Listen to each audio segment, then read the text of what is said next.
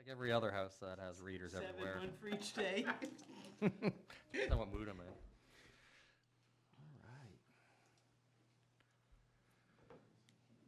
All right, good evening, everybody. Let's see here, make sure I'm 4 inches from the mic. My name is John Lohr. I am the FinCom Chair and would like to call tonight's meeting to order. Today is March 26 at 7:02, according to my phone. Before we get started, I'd like to have all the members introduce themselves, starting off to my left. Sarah Reyes. Joyce Briardi. Jody Garson. Michael Crown. Kathy McInnes. Pete Berube. Thank you. I don't think we don't have anyone in Zoom land right now. So I'd like to remind everybody here, as well as anyone listening out there, that there's multiple ways to access Finance Committee's material and information.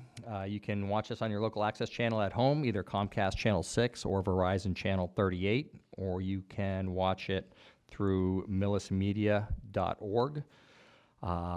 You can also watch it live streaming on YouTube. And just like everybody else that's here, you can attend it live if you want, which is highly recommended. Last, all the material that we have in front of us is located on the Finance Committee's webpage. So if you want to look at some of the documents, feel free, you can go there for that material. And just as a reminder to not only members, but our speakers tonight, if you could make sure you're 4 inches away from the microphone so that the media channels can pick up our voices, that would be great. So, after all that housekeeping, why don't we dive right into it. Jonathan Berry, Capital Planning Committee report. All right. Good evening, everyone. Good to be here. I think I'm 4 inches That's right. away, give or take. We don't audit, don't worry. So this is my semi-annual visit to the Finance Committee, so it's good to see you all again. We've put together, our Capital Planning Committee has put together our report for the upcoming May town meeting. Just so for quick background, so the Capital Planning meeting has been in place for about 8 years now, and our job is to review the various capital requests that come forward through the town for each town meeting and try to prioritize those based on a set of criteria that we've established over the past several years. So this time around, we had 7 items come in front of us, which I'll get to them in order. 5 of them we noted as the highest priorities for the town, with a total cost of about $338,000.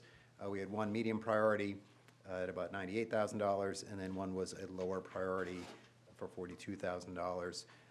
The highest priority items, there's a list on the back page of the report. So there was a new vehicle for animal control.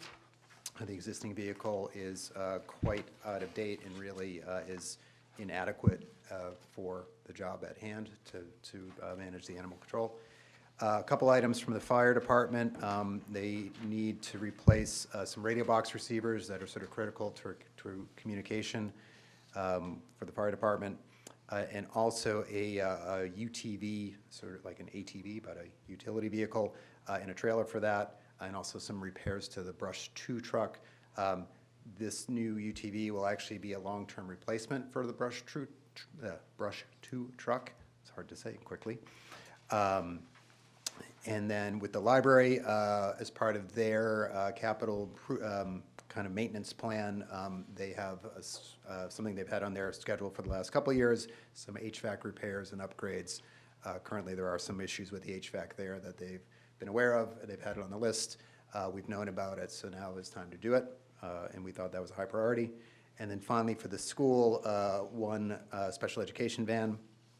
The school has done a good job over the past couple of years getting everything sort of organized with regards to vehicles and transportation. And more or less, they're going to be looking for 1 van per year for the future as old ones sort of roll off in terms of too much mileage and wear. That'll vary a little bit, but roughly speaking, we're looking at probably 1 van a year for the foreseeable future. The medium priority was a dump truck for the DPW to replace one of this sort of a medium-sized dump truck that can do a lot of various tasks around town. We certainly, it's an important piece of equipment. We didn't have it at the highest on the list. It will eventually need to be replaced. We felt that it just didn't quite meet the highest priority criteria right now, but it is certainly an important priority for the town. And then finally, at the lower end was one request from the building department. So they were inquiring about getting a car for their, specific to the building inspector, which we don't currently have that. Currently, building inspectors use their own cars to do their jobs. And we determined that was a lower priority for the town, to have a dedicated car for the building inspector. So those are the items there. I'm happy to take any questions on that. The one other thing I'll note about, or maybe two other things about the report I'll note.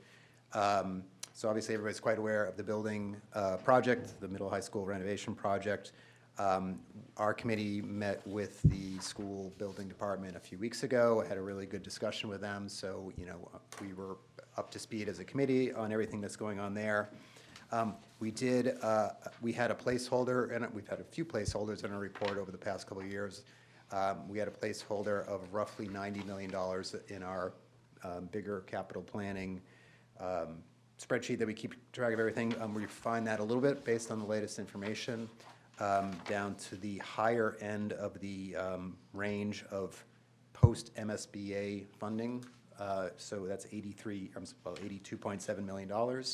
So our overall capital sum is a little bit lower than it was last time because of that. So that's one adjustment we've made there.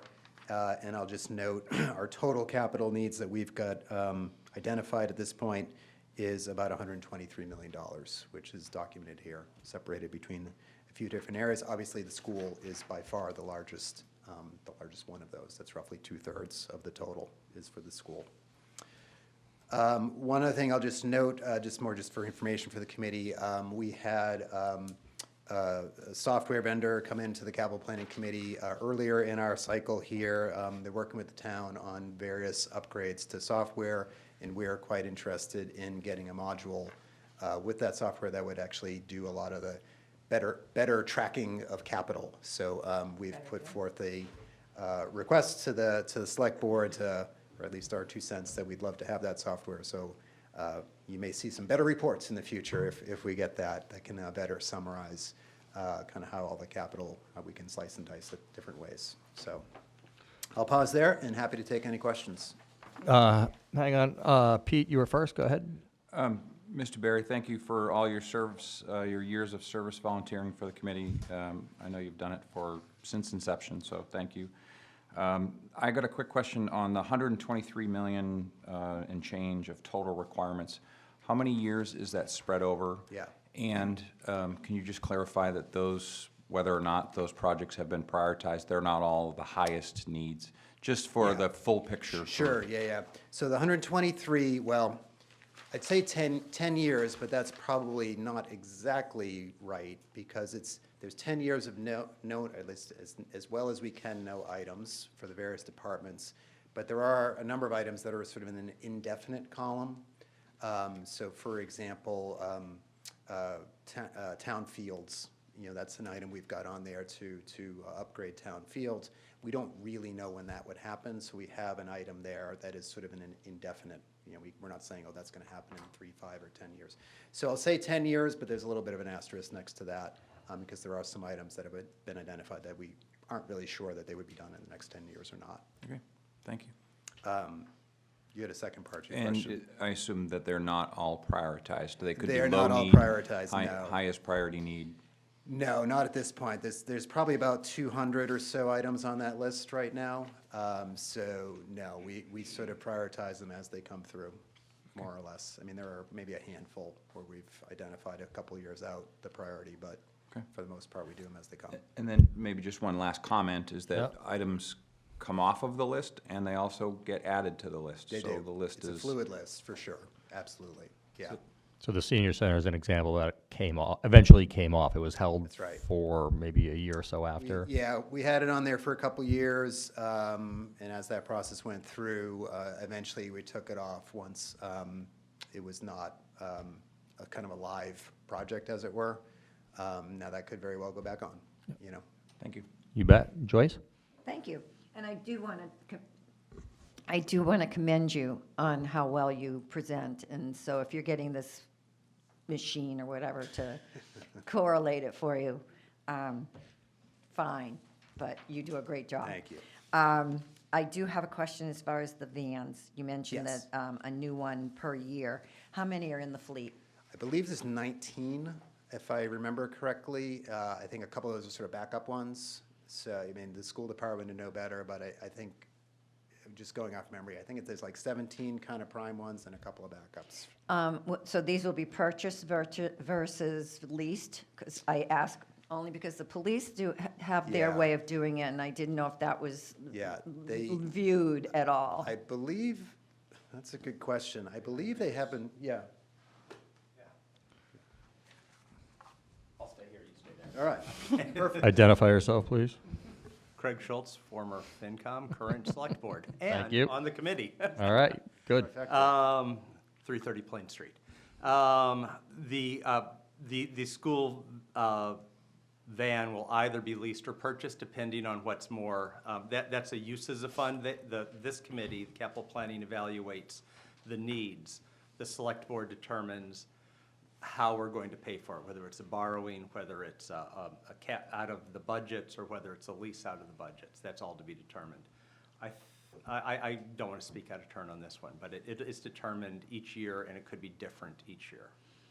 Determined each year whether it be leased or whether it be purchased? Yeah, Okay. yeah, depending on available funds, most likely leased, but I'm not going to stick Oh, my no, neck that's out on fine. this one right now. That's fine. And, Yeah. and so it'll be 19 every year, and then roll over. Yeah, basically, so they were, they've kind of gotten caught up. They were probably a little behind, I suppose, Thank you, on Craig. kind of fleet, upkeep, Mm-hmm. I'd say. And I think they've kind of got caught up where now they have at least a somewhat predictable cycle that they foresee. So yeah, with the car might, I don't know if they last 19 years per se. No, but they're But, 19, so each year. Yeah, so yeah, one's going it'll to just have keep so many rolling miles on over. it that it's not really usable, and the new one would purchase again. And the other thing was the Chevy Blazer. I know that this is just a low priority and Yeah. that you're mentioning it, but at our last meeting, when the gentleman was here, our new building guy was here, inspector was here, I had asked about the COA car that had been donated, if that could be used, and, because it's not always used. It's for the COA donated it to the, us, the town. Yeah. Thank you for lack of knowing what word. Donated it to the town, and it just makes sense to use something that's already here that isn't getting used a lot. And I believe Mike was gonna look into that or address that at a future time, so. Is That's that good to know.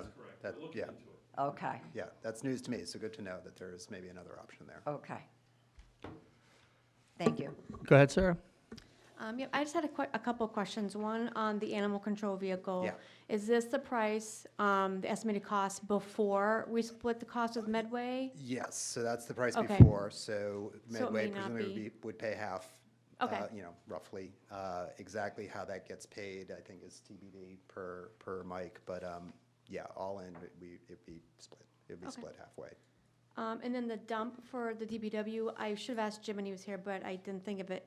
Is this a gas, not a diesel, right? Because we This are is not a- allowed to buy diesel anymore.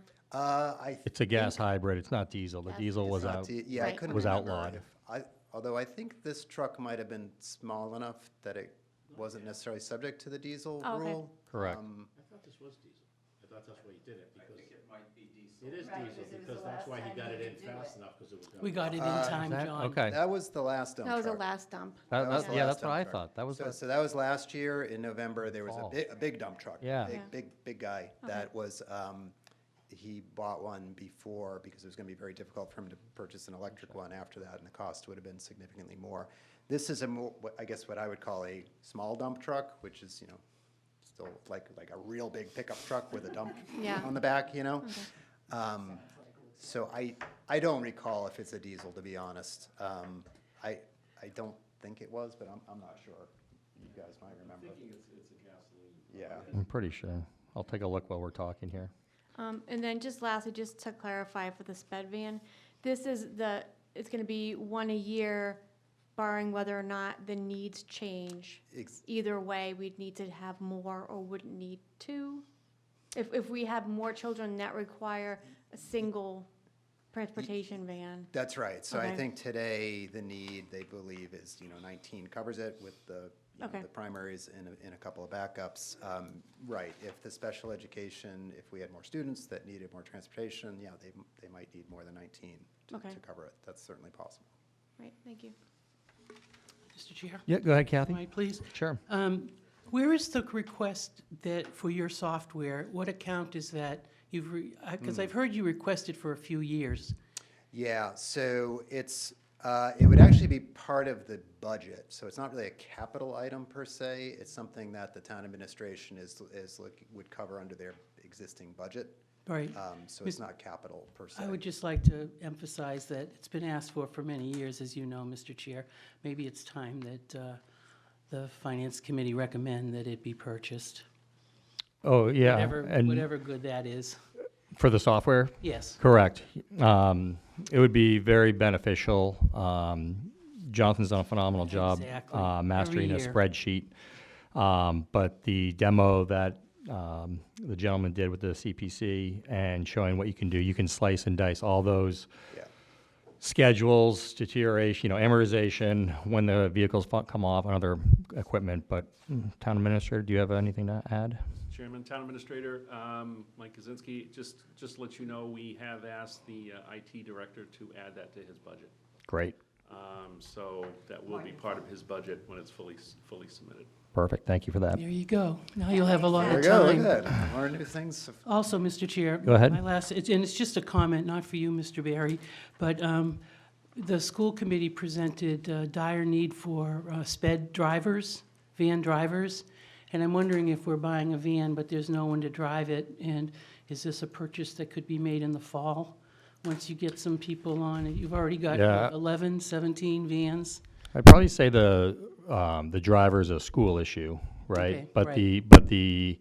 the vehicles are following their equipment schedule. I'm not trying to Right. put words in your Yeah, mouth, I but think that's right. essentially, Yeah. from a I get capital it. I get it. standpoint, It's just Yeah. sitting there with no one driving it and just wondering. Right. if It's the best use of funds. right? I would suspect they would use the older vans and leave them off and start using the newer vans. So That's if what they I didn't would have enough expect. drivers, they'd Right. just eliminate the older vans. If you had 16 drivers, I think you would have the 3 oldest vans, as the spares. Okay, that's fair. Thank you, Mr. Chair. You bet. Just a couple comments here. I have the DPW request here. I can't tell if it's gas or not, but I'm assuming it's gas, I thought it was diesel. but maybe.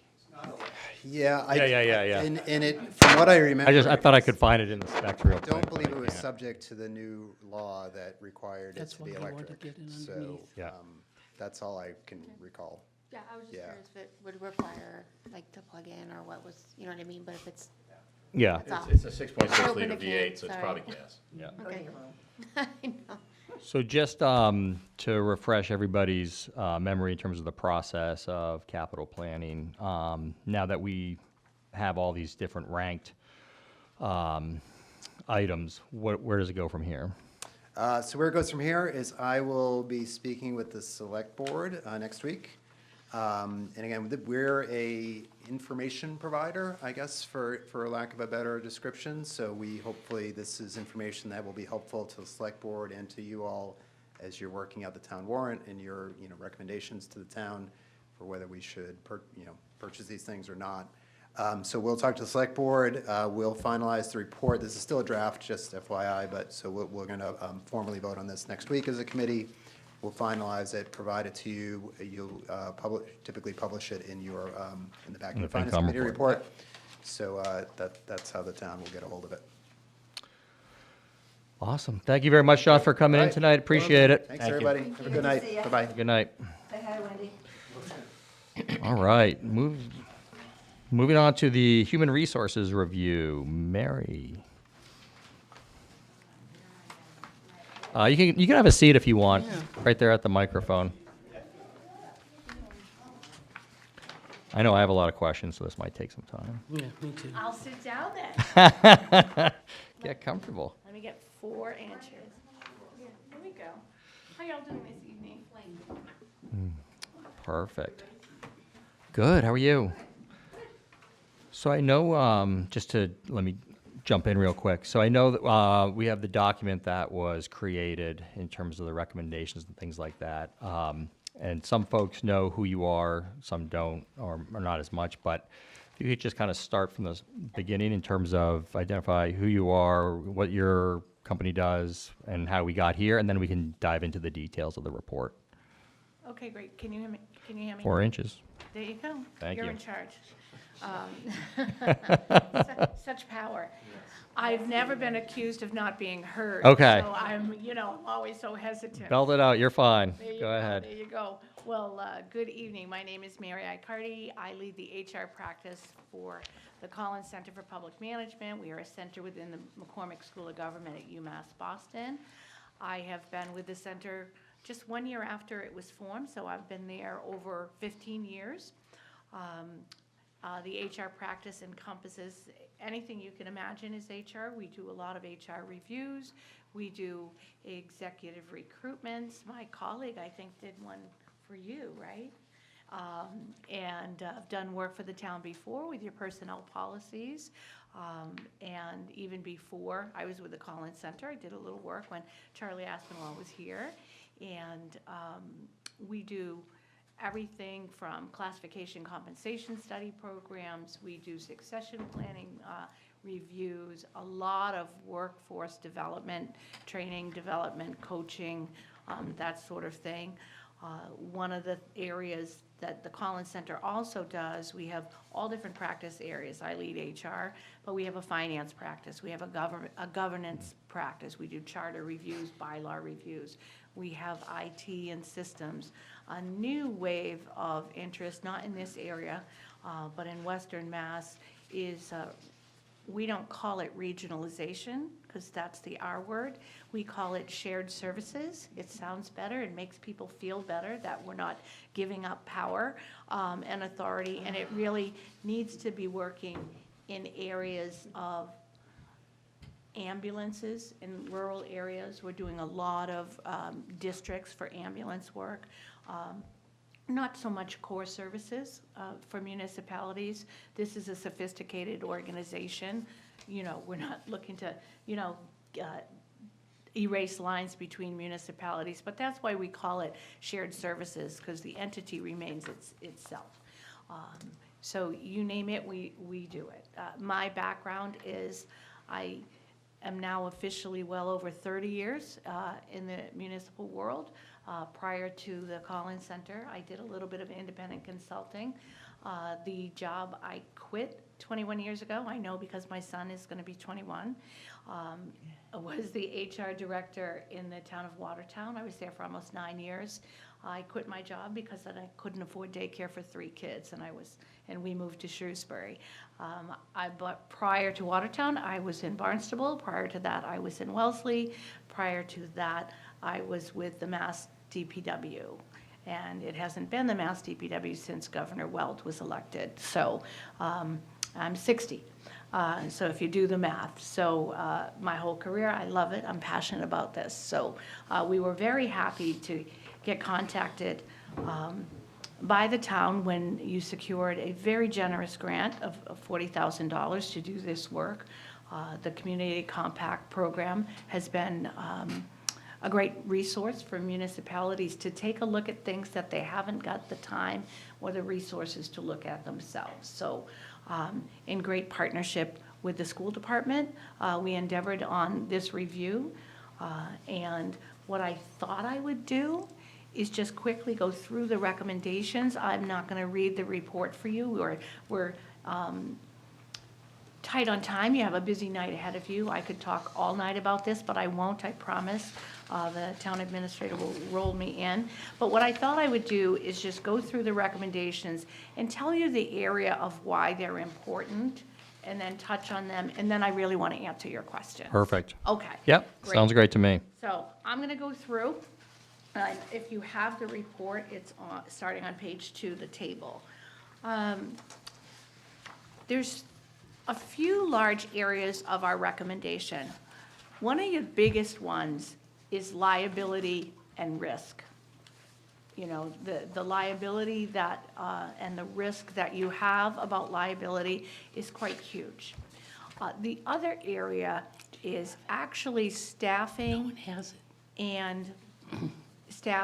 and onboarding staff. That is another big area of the recommendations. If you could give us just a moment to make sure. Yeah. I think Oh, so. It was, No one has no, this, We have the Karen. report. No, No one We have the job description. the report is online, and everyone had access to it. It did not print out because of the voluminous pages that it would create. I see. Yeah. So when you leave here today or call it up on your phone, we'll be flexible. And there is a table within the report, if you didn't get a chance to see it, that I'm referring to. So I'm going to describe what they are, so we won't have that issue. So the areas are your risk and liability, your onboarding, and the costs of vacancies and not onboarding efficiently. And the other area, quite frankly, is your benefit costs. And that's tied to the lack of dedicated HR and the onboarding and the benefit costs. So they do all overlap. So the first recommendation, and I'll get through them all because they all interweave, so we can do questions afterwards. The first recommendation, and these aren't in any particular order, we just ordered them for logistical reasons, is to create a position of the HR director. Right now, there is not one full-time person dedicated to HR. The budget of the town is not small. The number of employees of the town is not small. So there's not even one full-time position dedicated to any HR. You have a payroll person who's full-time in the finance office, but they have treasury duties and payroll. Payroll is not solely HR. It's related to your people, and it is a budget item. The schools have even less. They have a 25-hour-a-week benefited payroll person.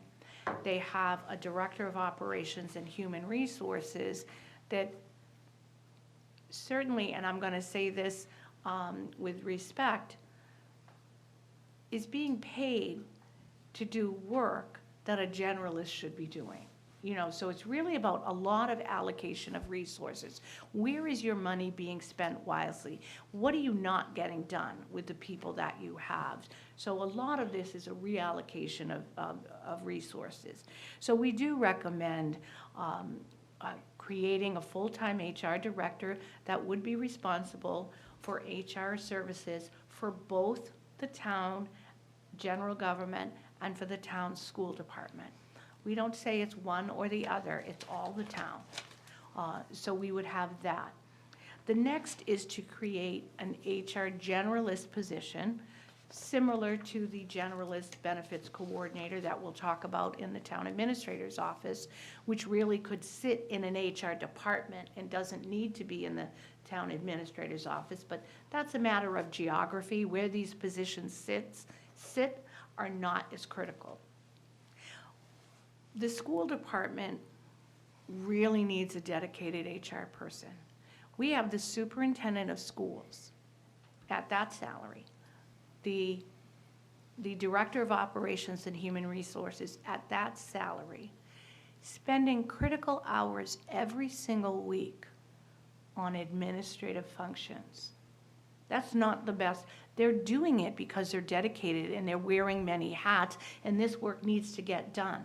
We also have the executive assistant to the school superintendent and the business manager functioning part-time in this generalist role. The work not getting done, and it's not just the HR work not getting done, but what are the critical needs of the school department that is not getting addressed because these people are working in this way? And certainly our analysis shows way beyond the hours. And for many of your hourly people, they're working beyond their hours. If you've got a salaried person, you can argue you do what you have to get it done. So there is a real risk there. And what's missing is things like cohesive leave management. So an HR generalist could pull those job postings away from the executive assistant. Things like managing leave. Now, the next position I'm going to talk about is changing the position in the town administrator's office, whose part-time benefits, part-time clerical support to the town administrator and the select board, make that an HR generalist and benefits coordinator. That will address, along with an HR generalist in the school department, the onboarding crisis that you have now. People are being hired without all the right paperwork. This is not through anybody's fault, it's just the reality. When you have to fill a position on an immediate basis, whether it is a child who needs a bus driver or a paraprofessional aide, you need to do that. But you're also at risk of not checking every box, crossing the Ts and dotting the Is. In some cases, people have started work without the authorization. That's a huge liability. And so those are the first few. We do recommend creating a part-time administrative assistant in the town administrative board, select board, forgive me, office. They have no dedicated administrative staff in the town administrator's office. Every person wears multiple hats, and that's true on the school sides. And I think that's in honor of people's dedication to this town and their jobs. It's not sustainable, and things are going to be missed, and they're not going to be paid attention to. The liability in HR is huge. One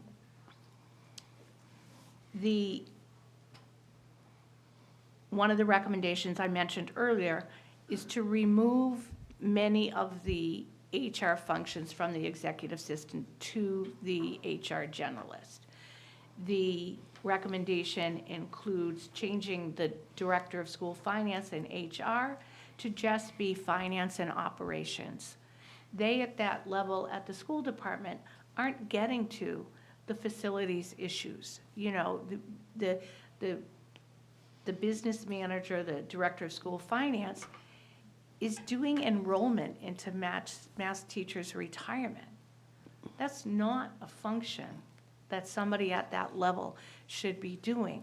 Not that it's not beneath him, but is that the right allocation of resources? So we've had great meetings with the team at the school department, and they've really been part and parcel of this report when you get to take a chance to read it. We do recommend moving the part-time payroll specialist from sitting at the school department to put that in the finance department so there can be cross-training. Because people wear so many hats in this town, if somebody leaves, it's almost like there's two vacancies if you have somebody who's got two roles who's out. I do know that is being still discussed between the town administrator and the superintendent and the finance director. So that's an efficiency issue, not a cost issue, physically moving the payroll person. I think the hesitancy is that without a generalist, HR generalist on the school location or dedicated, that fear of giving up the person, is there. One of the largest recommendations is to update the onboarding process. And another part and parcel of that is really evaluating the benefits granted.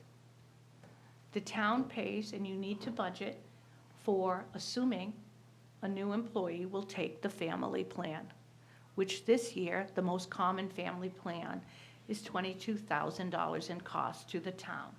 To the town. To the town's Okay. cost is $22,000. That's 70%. Thank you. In the upcoming fiscal year, that goes up to $25,000.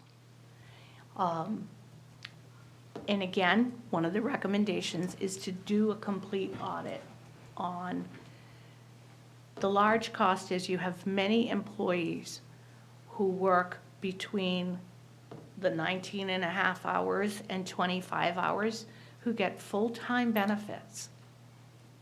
And we know it's a recruitment enticement. I do know that benefit budgeting is being looked to being kind of moved and shared the information. It sits right now with the town. So the incentive, and it's not an incentive, when you get somebody hired at 20 hours, that's another $25,000 potential cost to you. Could that position be 19 hours? Maybe. In some cases, it's not. You might need that one-on-one aid for 22 hours a week. So we're not saying you can't do it, but we're saying build in a mechanism. There currently is no communication on that issue of benefits. And I do know you're being well served by your new finance director, who's really taking a look at that and really looking at the benefits. But when you think about the cost of the recommended positions, that's what your job is here to look at many things, but one of the things is the cost. So in new positions or new hours, the cost in salary is about, let's say, $200,000, and in benefits might be another $50,000 if you're adding 2 more benefited positions. $250,000 is a lot of money. That's 10 employees off the benefit roll if we do an audit.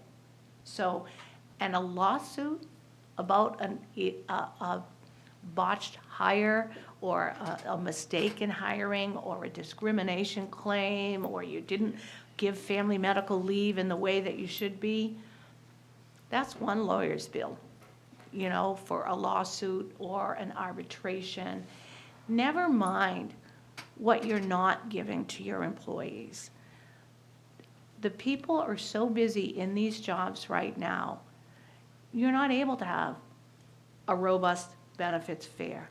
You're not able to do strategic planning for any of these things, to apply for grants. I mean, you were able to get a grant to do this, so I commend the town on that.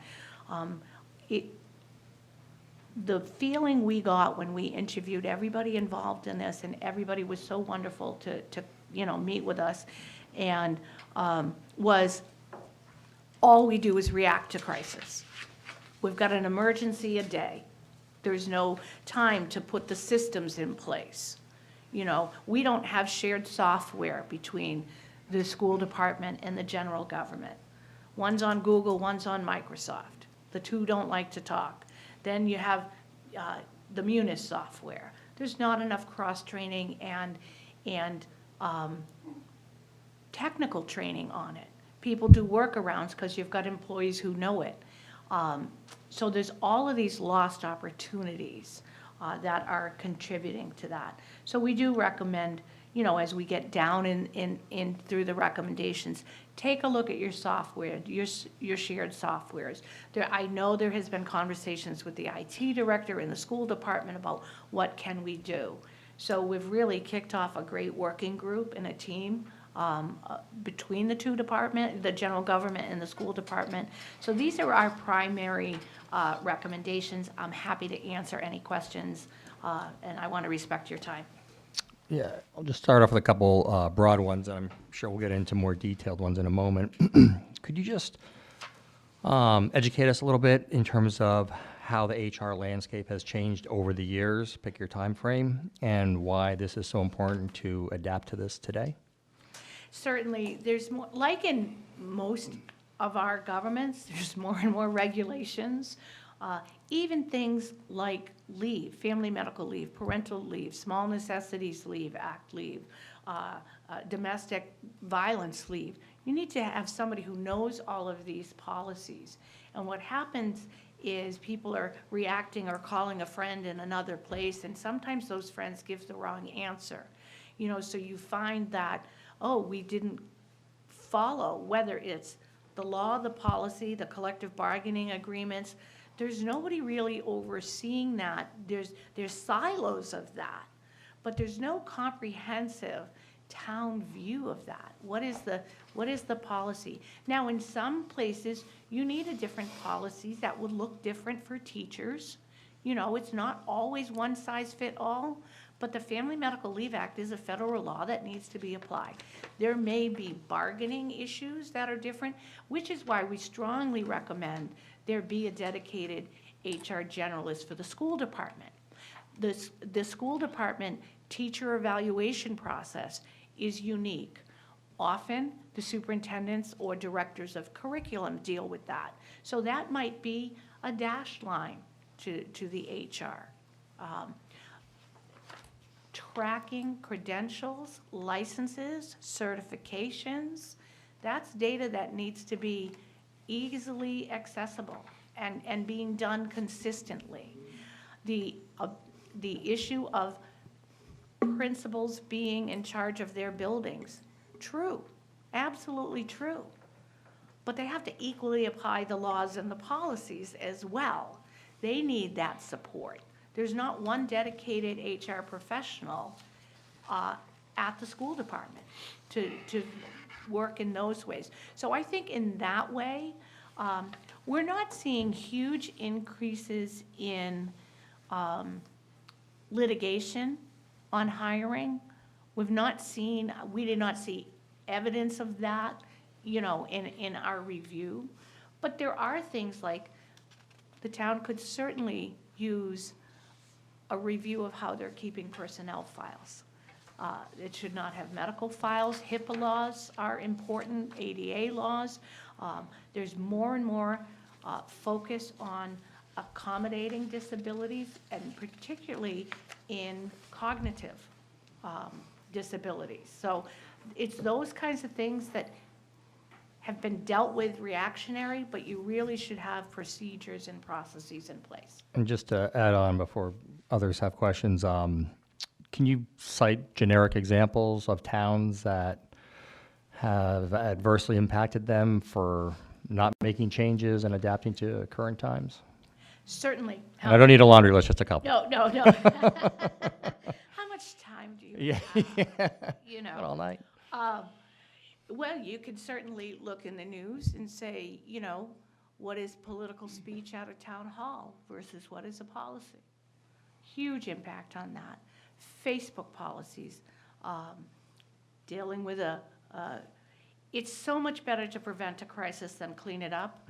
Dealing with a municipality on, around, you know, what do we post on bulletin boards? Where are our policies? You know, social media policies, cell phone policies. We're all very loose with our cell phones. Do we require employees to use their personal cell phones at work? What are your remote work policies? Are those applied fairly, equally? And what is fair is not equal, is not just. It depends. Those words are not all the same. You know, we can be fair, but does that mean you're being treated equally? It depends on the circumstances. And having a professional who can focus on those things and be that human resource to people is so critical. Those are just a few examples. The issue of along the ADA and along discrimination, what we're seeing more of are issues of who's going to be your expert on what's our policy on bathrooms, pronouns, transgender, and you know, excluding people in the workplace. These are some of the bigger issues that have been bubbling up in municipalities who in good faith are trying to work with it. You know, so some of these are your real critical HR issues. In addition to issues of recruitment, retention, succession planning, you don't have a dedicated person to look at what are the training needs of our staff to keep them up with the work. So what we end up doing is having managers do more of we've become so flat, we don't have those middle positions anymore where we can train people up and cross-train. This town is very slimly staffed. You lose a person, you lose all that expertise and knowledge. So that's some of the things that most municipalities are dealing with today. Perfect, thank you. Joyce, go ahead. So you're talking 2 positions? The recommendation is to create it's actually 2.5. The report recommends creating an HR director, a joint one, or shared, or however we're wording that, a generalist for the school department, and an 18-hour position for the select board. And, okay. So that's 2.5 positions. Who's paying for these positions? Is it a shared between the school and the municipality? And would these positions be union members, or are they non-union? Can I address that? You may certainly. I'm going to jump and say non-union. As far as the funding for this, we've always presented this and discussed this with the school, as this is outside the municipal or school annual budgeting cap. So this is a department that benefits the entire town, and so it would not fall within municipal or school. As far as, where it would actually just wind up in the budget, I think we're recommending that it be placed within the municipal budget as its own department, and that be handled in that fashion. As far as the question of whether these positions are in the union or not, certainly the HR director would not be a union position. The HR generalist we would have to talk with our attorneys and have some discussions with them about where that would appropriately fall. But that's where we are currently. And the 18.5 hour? The 18.5 hour is actually a union position. And just to give a little more background on that, the person in my office that currently does both benefits administration and does clerical work on paying bills, doing minutes, that person would be fully dedicated to benefits administration. So we would need someone to pick up that additional clerical work. Okay. So the good part is we don't need 3 full positions. We need 2 positions and one part-time non-benefited position. Okay. I ask about the funds because the school's already in a deficit. And so that's, we can't be asking, so I wanted to be sure that it's municipal. Yes, we'll be looking at this as part of the broader budget recommendation for this year. Don't want to get too far ahead of myself, but I will say that you're meeting again in 2 weeks from tonight. At that point, we expect to have an overall budget plan and recommendation for the committee, and it will include, I'm sure many of the questions you're going to be asking about how does this fit within the broader budget and how might that impact the other budgets within the community. So we'll discuss all of that in 2 weeks from tonight. Okay, thank you. Go ahead, Mike. Well, so you had me at hello. Those of us who have run small businesses that became eventually large businesses all suffer from the same problem. Everybody handled HR until they couldn't handle HR, and the lucky ones didn't get sued because of it, but realized the problem fast enough so they could do this. So it all makes sense. It's not something unique. Most other towns of our size now or many, I should say, have gone to it, as you well know. I think one thing you didn't touch upon, or maybe you did and I missed it, which may be one of the most important aspects of this particular job, is discipline. We always do a very poor job of disciplining, not knowing how to if we're not HR directors or HR experienced. And the other thing I'd just ask is, do we have a current employee manual, and did you have the opportunity to review it? And if you did, is it something that needs complete revamping or just add-ons? Well, I appreciate that softball. Years ago, I helped the town write its employee manual and its personnel policies. I do believe that's when the union formed for the managers. And yes, we don't focus on the negative, but if you have a good performance management program, you don't need discipline. But you're absolutely right, that consistent application of those policies across the organization will be critical, because those are where your grievances, your arbitrations, your lawsuits come from. The disparate treatment arguments. Now, but that's also why having a school generalist to help administer those contracts. The HR director will have full responsibility, but you've got to have those generalists, which would be that combined HR generalist benefits person, boots on the ground. What does each policy by union say? Are we stepping on something that's different for one union or another, even though we have a larger, broader policy? Your policies are in good shape. I remember when we drafted them, I know KP Law signed off on them, and I know that the assistant town administrator, as policies have changed, that's one thing she has kept up with, is those critical policies. So having that, the schools have a more formal teacher evaluation system. That would be with the superintendent and the HR generalist. You wouldn't take that away, that logistical thing. But even in terms of the legal approach, are the lawyers shared between the general government and the school department, and what makes sense in applying those policies in the same way?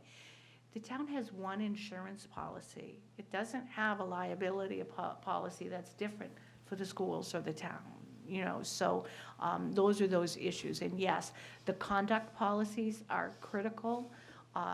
The discipline, we never focus on that, because if you have good managers applying policies who have that resource to help them, how do I handle this? Everybody knows they're calling Karen now. How do I handle this?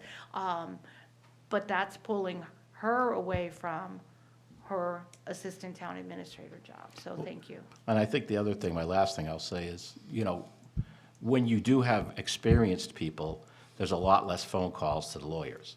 So you could be saving all of the costs of this there, but more importantly, you'll save a lot of costs in the same ways that you talked about. So when we look at this from the standpoint of a total cost of the 3 people, reality is it's probably not going to cost us much of anything in terms of saving us money, as you said, on benefits, but more importantly, staving off potential conflicts, issues, problems, litigation. So it all makes sense.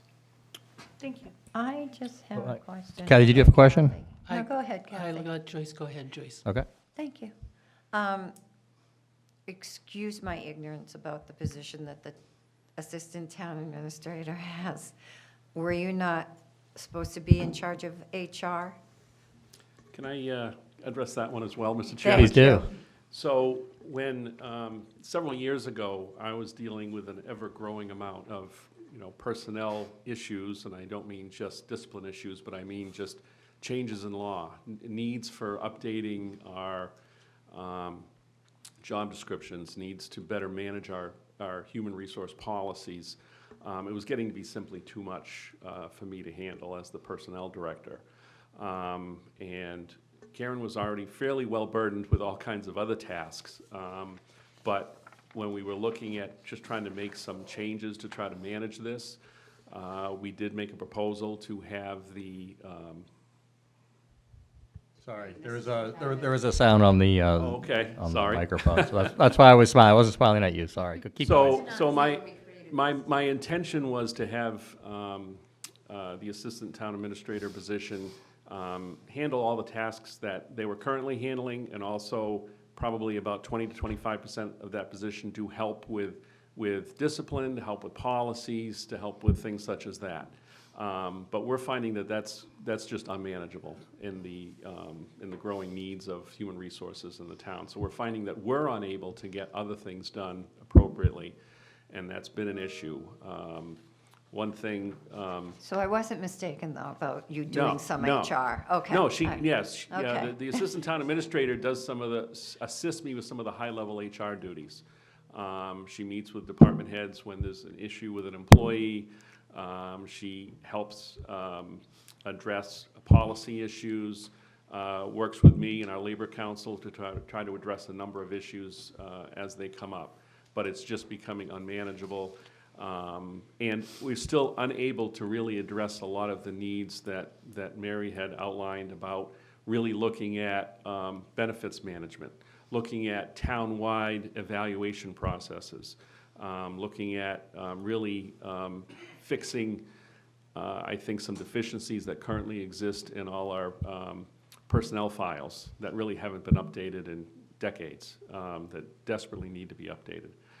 So there's a lot of issues there that really, because of the current workload that I have, as well as the assistant town administrator, we're not able to meet those needs. And there have been times, unfortunately, we've been unable to go after certain grants because we didn't have the time to really apply for them and administer them. So we're hoping that this will allow opportunities for us to be a little more aggressive in pursuing some of the other grants out there. So there's another area of cost savings and additional revenue for the town. So the position that Victoria has would then become what? Currently, she's half benefits administration and half clerical, AP. So she does a lot of the bills for the department and does minutes and also supports the capital planning committee. So her position will be? 100% benefits administration as a generalist. So it'll be on not just the benefits, but there'll be other pieces to that as well. And she'd be working with the, reporting to the HR director. Okay, and that's why the additional 18-hour That's position? correct. That's correct. Because we don't want someone with a higher level of salary, experience, responsibilities doing that type of work. As Sure. Mary said, it just doesn't make any sense. Okay, I just needed to, Yep, good Connect question, all the good dots. question. Go ahead, Kathy. Oh, Mr. Chair, from the report I read, did it state that staff from the school, one staff person from the school is going to be coming over to the town hall? That was the payroll, that's our recommendation. That hasn't been finalized yet. And as I said, that would be an efficiency thing, not a cost thing. So I think that's still being discussed. We do recommend that the report recommends that the 25-hour payroll person actually could still be paid by the schools. That's up to you all to decide. But sit in with the payroll administrator, because that payroll administrator and your finance director really do supervise the work product of that. And there's often a disconnect when new people, this goes back to the onboarding. New people get hired, payroll gets generated or started without the onboarding paperwork. So it's really an efficiency issue. It's not, and it really would depend on some decisions around physical location. So that's one of the pending matters. That's not critical to moving forward. Thank you. I say that because we were told earlier, Mr. Chair, that all of these positions would come under the umbrella before, and if the school is actually losing a staff person to now be under the umbrella of HR, is that a cost savings for the school, or are they now getting another position? Thank you, Mr. Yeah, Chair. yep. Mr. Chairman? Go ahead. And thank you for the opportunity for clarification Yep, on that. please do. But that payroll person at the school, wasn't including them in what I was talking about the HR department. That's part of payroll, and that's one of the recommendations, and that is more a focus on the finance office. They work with the HR department, but that particular individual, although that's part of the recommendations, it's not part of any new employees or any changes in level of staffing. That Yeah. person would still remain, at those hours, would still remain a school employee. Really, the only discussion is where that person would sit to do their work. What was the best model to have that position? Actually physically having in one room, Whether- one roof, whether where they can sit talk. over here, Yeah. over there. Yeah. That's something that can easily be worked out with myself, the superintendent, the business manager, and the finance director. We'll definitely, if this were to go forward, we would definitely be able to work through that without any huge issues. And as Mary said, it's not critical. There may be benefits to making some changes, but it's something that will work out. Perfect. And Mr. Chair, Yeah, go ahead. also, the state has regulations for how to do this and how to do that. So is it is it always a decision of an HR director, or is it simply just to review the precedents on state regulations on how to act when there's an issue in the school or in the town hall? It's like you go to this page and it's been determined by law and by court case that this is how you proceed. Yes and no. As always, the answer from an HR director will be that it depends on the fact pattern. I mean, Mr. Chair, I don't want to get into litigation or anything. No, but no, I just but- want to make sure that people realize there are a set of state regulations wherein employee benefits and their rights and obligations are already noted therein. So I hope that, it would be my hope that the town is not reinventing the wheel on how to do something that perhaps the Commonwealth has already determined this is how you do it. It doesn't require an answer. I'm just stating, I hope the person that is these positions, and I also hope the people are, at least a master's degree or something if you're getting into this. And is it going to be simply just changing a nameplate on somebody in a job and take it from there? Or is it going to be a complete overhaul of getting the best person for the position? Not to say that what's there is not the best position, Yeah, Mr. Chair. It's understood. just like, I participated in. Well, why don't we let hiring Mary with answer? you. Yeah, go ahead, Mary. No, I remember you helping us years ago. You're absolutely right. There are federal laws, there are state laws. They do not detail your procedures, though. Okay. For example, the one benefit that by making the benefits coordinator also be the HR generalist, which I wanted to touch on, is leave administration. Some of your most active grievances are about equal application of benefits and family medical leave and what are the rules. You know, if it's a rainy Tuesday, the federal law is different than if it's a sunny Thursday. And you need somebody to say, okay, well, if it is the arrival of a child and it's this way, then you have to coexist with the collective bargaining agreements, which can bargain. The town has different agreements that have bargained greater benefits than the law. So it's that juxtaposition of knowing, yes, there are the federal laws, and certainly the HR director should be highly educated and trained in HR. The generalist, just like you have an accounts payable clerk who works for an accountant to do that work, that's what a generalist is to that director. So you're absolutely right, which is why the liability is so big when you have these regulations. So you bring up an excellent point, and it really is the onboarding. There's so many, for those generalists, it's much more about the procedures under the regulations than interpreting them. The HR director should be that expert and be trained and keep up on things. So, thank you. Thank you. Yeah, please do. I'm just going to say something that's right, because I am the current acting HR And you are? manager, which is, as Mike said, was supposed to be about 10% of my job. We knew there was an issue. We knew we didn't have HR in one particular spot, and we could remember start it being looking to try to 10%. centralize and do some of these things. But you're 100% right, Kathy. As we started to look at things, we realized, holy moly, there's way more going on here that needs to get fixed than is 10% of a job. And, as you were talking about the unions, we have 5 unions alone on the town side. That doesn't include all of the unions that are on the school side. Then you start looking at all of these pieces. Then you start looking at a lot of disciplinary issues that we've had going on. 90% of my job is just trying to keep up with the HR things. And as Mike said, truly, other things are falling off the table. Like you said, we're missing grant applications. We're missing other pieces where we could find cost savings. I'm pulled in 90 directions. I don't mind. I like my job. I like what I do. But you're absolutely right. We need someone who is truly trained in the HR process to take over the HR director role. It will be a huge benefit for this town, and we can clean a lot of those pieces up. I think I've made a good start on some of these pieces. It was the first time we really started to meet and collaborate with the school and try to figure out the onboarding process. Are there still a lot of problems with onboarding? 100%. Yeah. It's just because, as Mary said, the staffing is not at the level that it needs to be. So we're trying, and we've made great strides, but we have a long way to go. And we owe it, I think, to the town to find someone to truly, like you said, find the cost savings, spend the money properly, and manage it properly. And just to summarize, the Human Resources Director will be a search for that position. Oh, yeah. And that position will, here in the description, have a bachelor's degree, have, 5 to 7 years, be certified appropriately across the board here.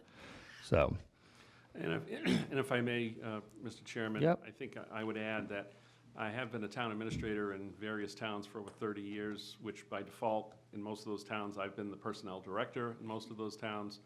I do know a fair amount, just from my experience in doing this, but I wouldn't pretend to know nearly as much as someone that specializes in this, that has years of experience doing solely this work, and spends most of their professional development time learning specifically about human resource issues, where I have to kind of run the gamut and spread that knowledge out much more. So we were looking to hire a person that will come in here, know the laws, know the rules, know how to really move the town forward and be able to identify the weaknesses here, and the possible cost savings, and be able to act on those in real time. So that's long and short of it, that's what we want to head to.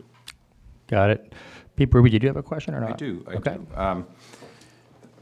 I think the recommendations make sense. They sound like prudent ways to mitigate risk, and I appreciate the risks that you've identified. However, they also could be incredibly controversial, the way that you're saying to mitigate them, in the sense that over the last 2 years, we've cut 22 positions, mostly positions that are in contact, frontline educators or assistants, aides that come in contact with our students.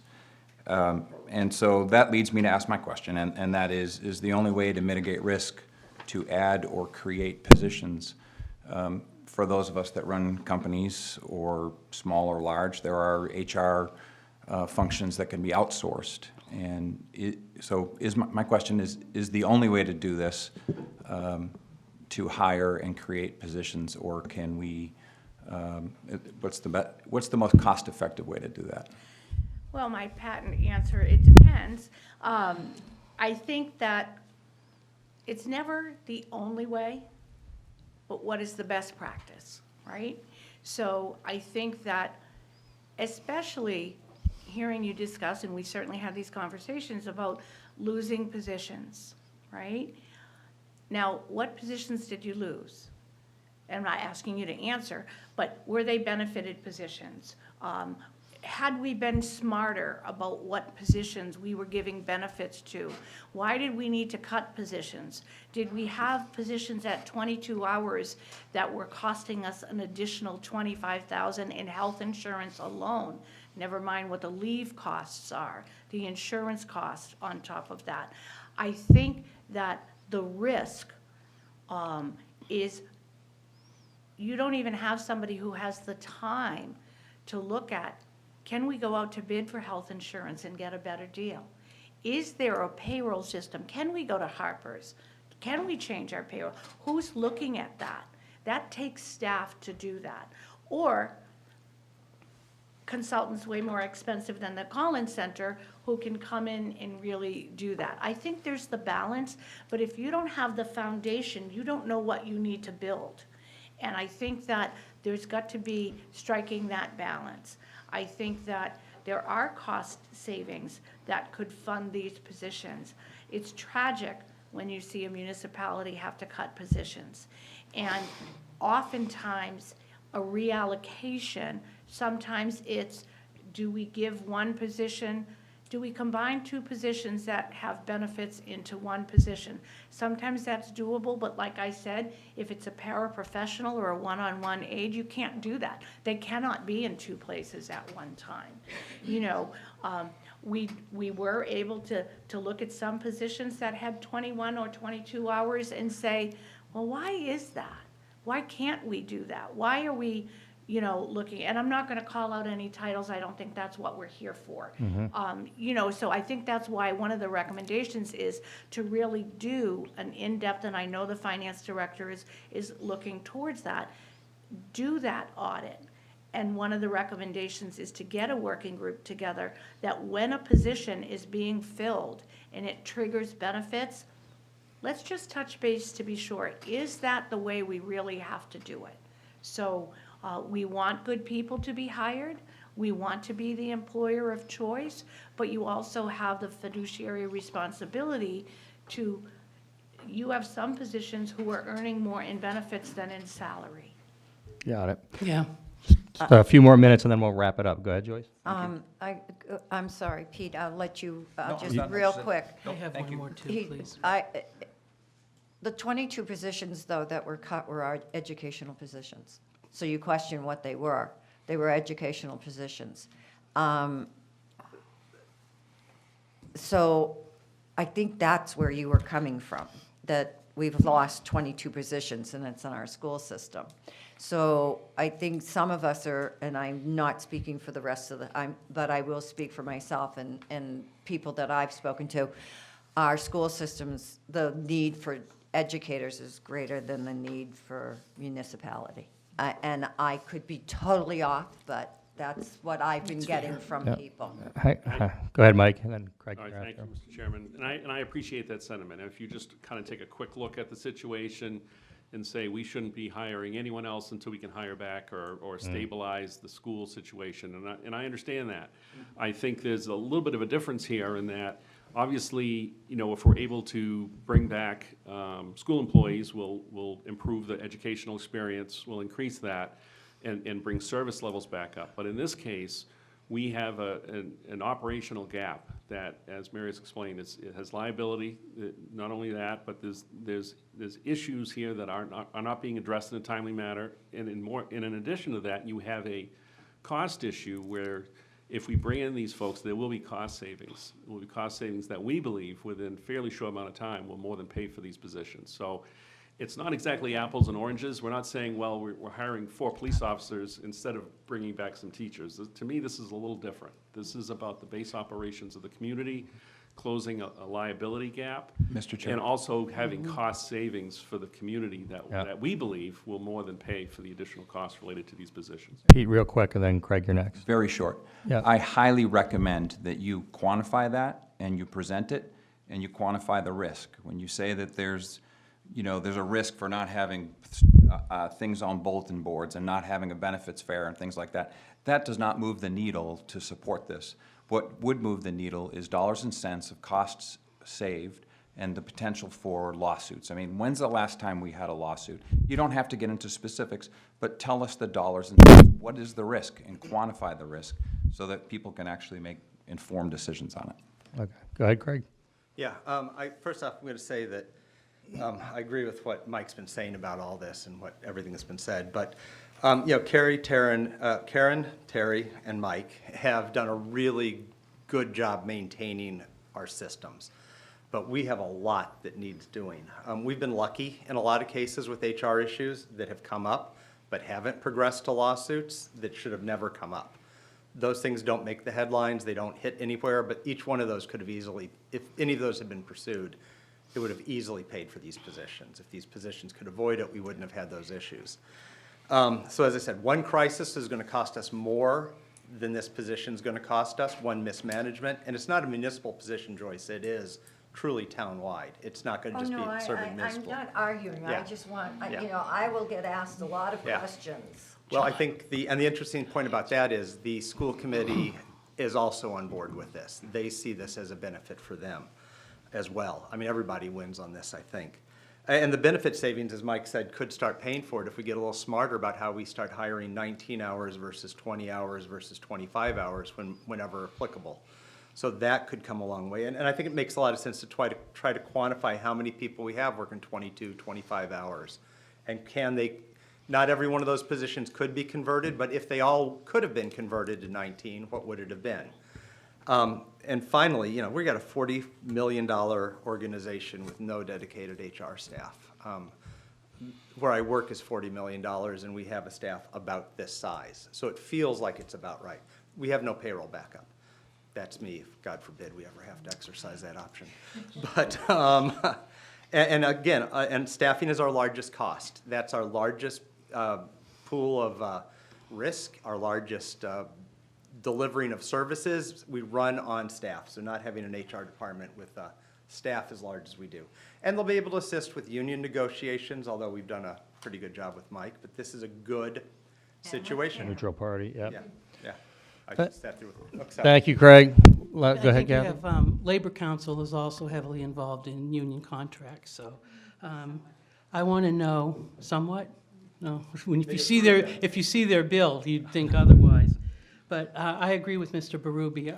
There has to be some cost savings, and what will the person do that is being, or the staff doing that's been, I don't need to know this now, but to follow up, what is the staff that will be relieved of these duties? Oh, we can do this and do that. I'd like it to be a little more itemized, Mr. Chair. And also, I'd like to talk about the spacing issue, which was brought up, Ms. Mary, when you presented, I think, to the Select Board. Where is this person going to go? It may be, we heard that a school may come over, but not now, so we're not even sure how the Select Board is moving toward this. But the one thing that you did hear from staff was having to go into a room with 10 people and 15 in the Select Board's office, and you can agree or not that, and they're having HR issues, and there's no private place for them to be. And I think until you have a space adequate for these positions that are coming in, I think you'd be doing yourself a better service if you had the place for these you had the proper computers set up, and before you delve into these positions. And also, I'd like to just remind you that the DPW keeps software on all licenses, due dates, CLUs that are required, and the DPW employees, they receive, this is what you have to do, and it would behoove the town. You were saying that you're behind on, you don't have a central system for that to merely use what the DPW has been so successful with for many years. And also, I would just like to say that there's a comment, Ms. Mary, on page 4. It says, transactional functions are a way of, quote, managing the employment relationship from recruitment and processing employees through retirement. And I'm wondering if the function of the town is to get people through retirement, their 30 or 40 years, or is it more to enhance their education and perhaps move on, go for a promotion within another town, rather than just you keep the flow like this and do your time and you'll be out of here at the age of 65. That doesn't require a comment either. These are just things that I've got numerous. Yeah. That's it. Mary, I'll give you the last word tonight, so if you want to summarize and I conclude, love that would be that. great. I do think that the quote is that HR has changed from the transactionals, from hiring to retirement, and it needs to become more strategic. So the next paragraph is about strategic HR. So you all are the decision makers, we are the recommenders. You can take our recommendations, you can modify them, you can tweak them, you can be practical about them. Is space an issue? Do we do one then the other? Do you do it all at once? These are all of your decisions. We've put in the report, and if you haven't had a chance to go through it, maybe after tonight, you can go and take a look at it, and I know that the town will get that. I myself like the data. Okay, if we cut 10 benefited, if we don't fill a vacancy with benefits, we're not saying take someone's benefits away. You know, for the next time we fill a job, let's evaluate how many hours it is. And I also think that after, you know, y'all are very busy, do that analysis, and I know the finance department has started on that. Where are those vacancies? Where are the enrollments? Because I do think that that HR generalist benefits person, would be managing workers' compensation a little bit more robustly than just having the third-party administrator do it. So there's all opportunities for improvement, but these are our recommendations and findings, and it's really up to the town to decide what to do next. So I lied. I'm going to be the last person. Oh, you're going to sneak in there, Mike? Rock, paper, What? scissors. I certainly Two wouldn't ask you sentences. the last word. All right. Couple, And couple, all right. a couple very quick things, and I do take Mr. Berubey's point very seriously. I do, as far as the liability, it is hard to prove a negative on that, and so if this department comes into being, and it prevents a number of lawsuits, other than showing that there are a number of lawsuits, it'd be hard to prove that. Although I do think that the cost savings could easily be generated simply by better management of the hiring practices and therefore the benefits, the health insurance administration. I think there's $250,000 in savings right there over the next 2 or 3 years. That will build upon itself on an annual basis. So I mean, I can certainly put some. Please do. Put some verbiage and Yep. numbers together to show what we believe is possible through this. Yep. But again, they'd be our projections. And just one last thing for me is, I know I did forward some job descriptions and We're going to hammer that out too. and hopefully everyone's had a chance to look at those. Yep. I didn't know if when Mary's here, if there's any immediate questions on that, or? So in the essence of time, great questions, everybody. A lot of more questions. I recommend everybody read through it again. I've read through it twice, and I'll probably read through it 3 or 4 times.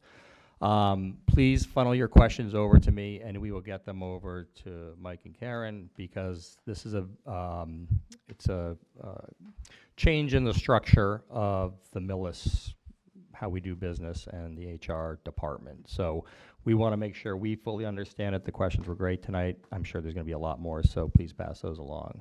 But Mary, I appreciate you allocating your time tonight and explaining it all to us. Thank you. Happy to be here, happy to respond to questions down the line, so, Perfect. On a side note, I just want to tell you, you look about 40, so There you go. I'm your new best Mr. friend. Chair? Definitely an HR violation. Yeah, Yeah. I would have Chair? said 35. Does the town currently have a personnel director? You're looking at him. Yeah. It Thank you. says, Thank you very much. Thank you. We're moving on, Kathy. But- Write it in a question. Write it in a question. All right, town building.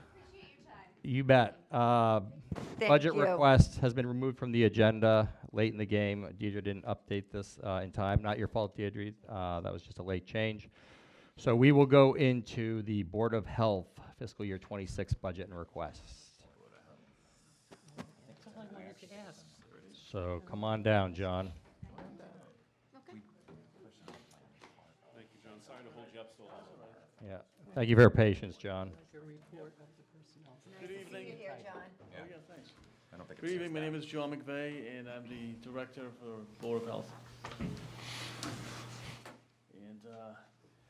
I should go over the budget fiscal year 26. Sure. Okay. Oh, yeah, perfect, thank you. 26. And the first area is the salary area, which is contracts for unions, and the total for that is going up to $161,000.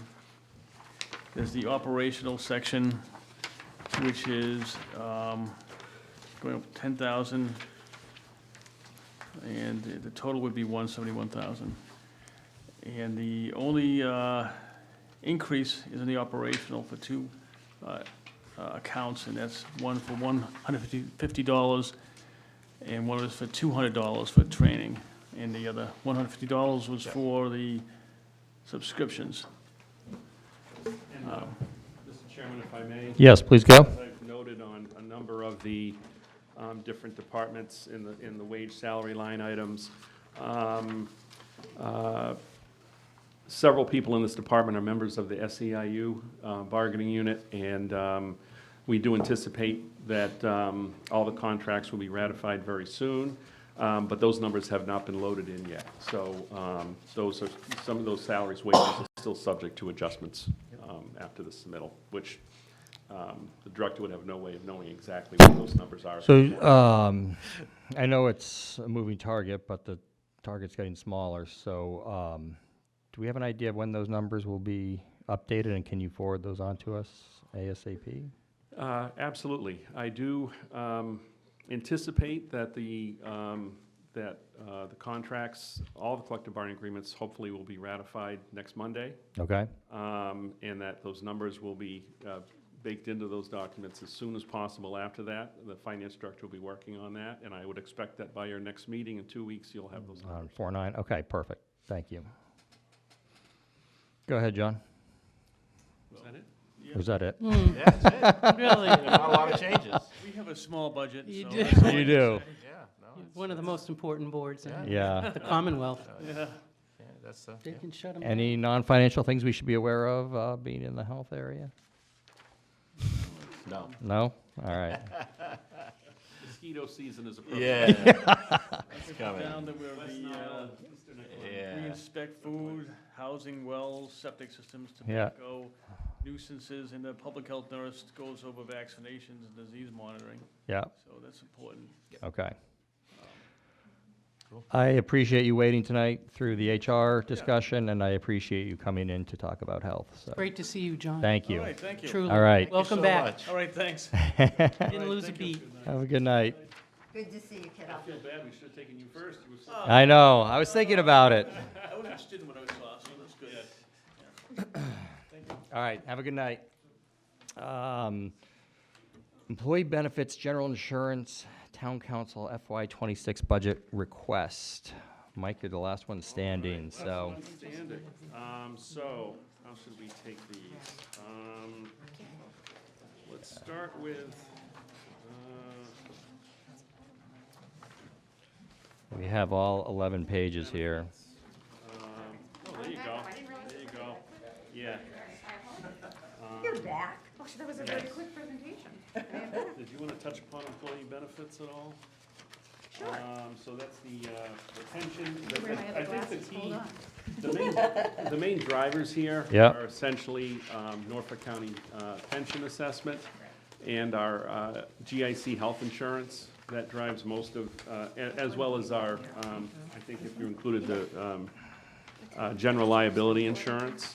I will note, just something on the pension assessment. Are we looking at anything yet, or are you just talking in general? I'm just talking in general. Okay, sorry, I didn't want to know if we should be flipping through papers, so we'll give you our undivided attention before we start flipping.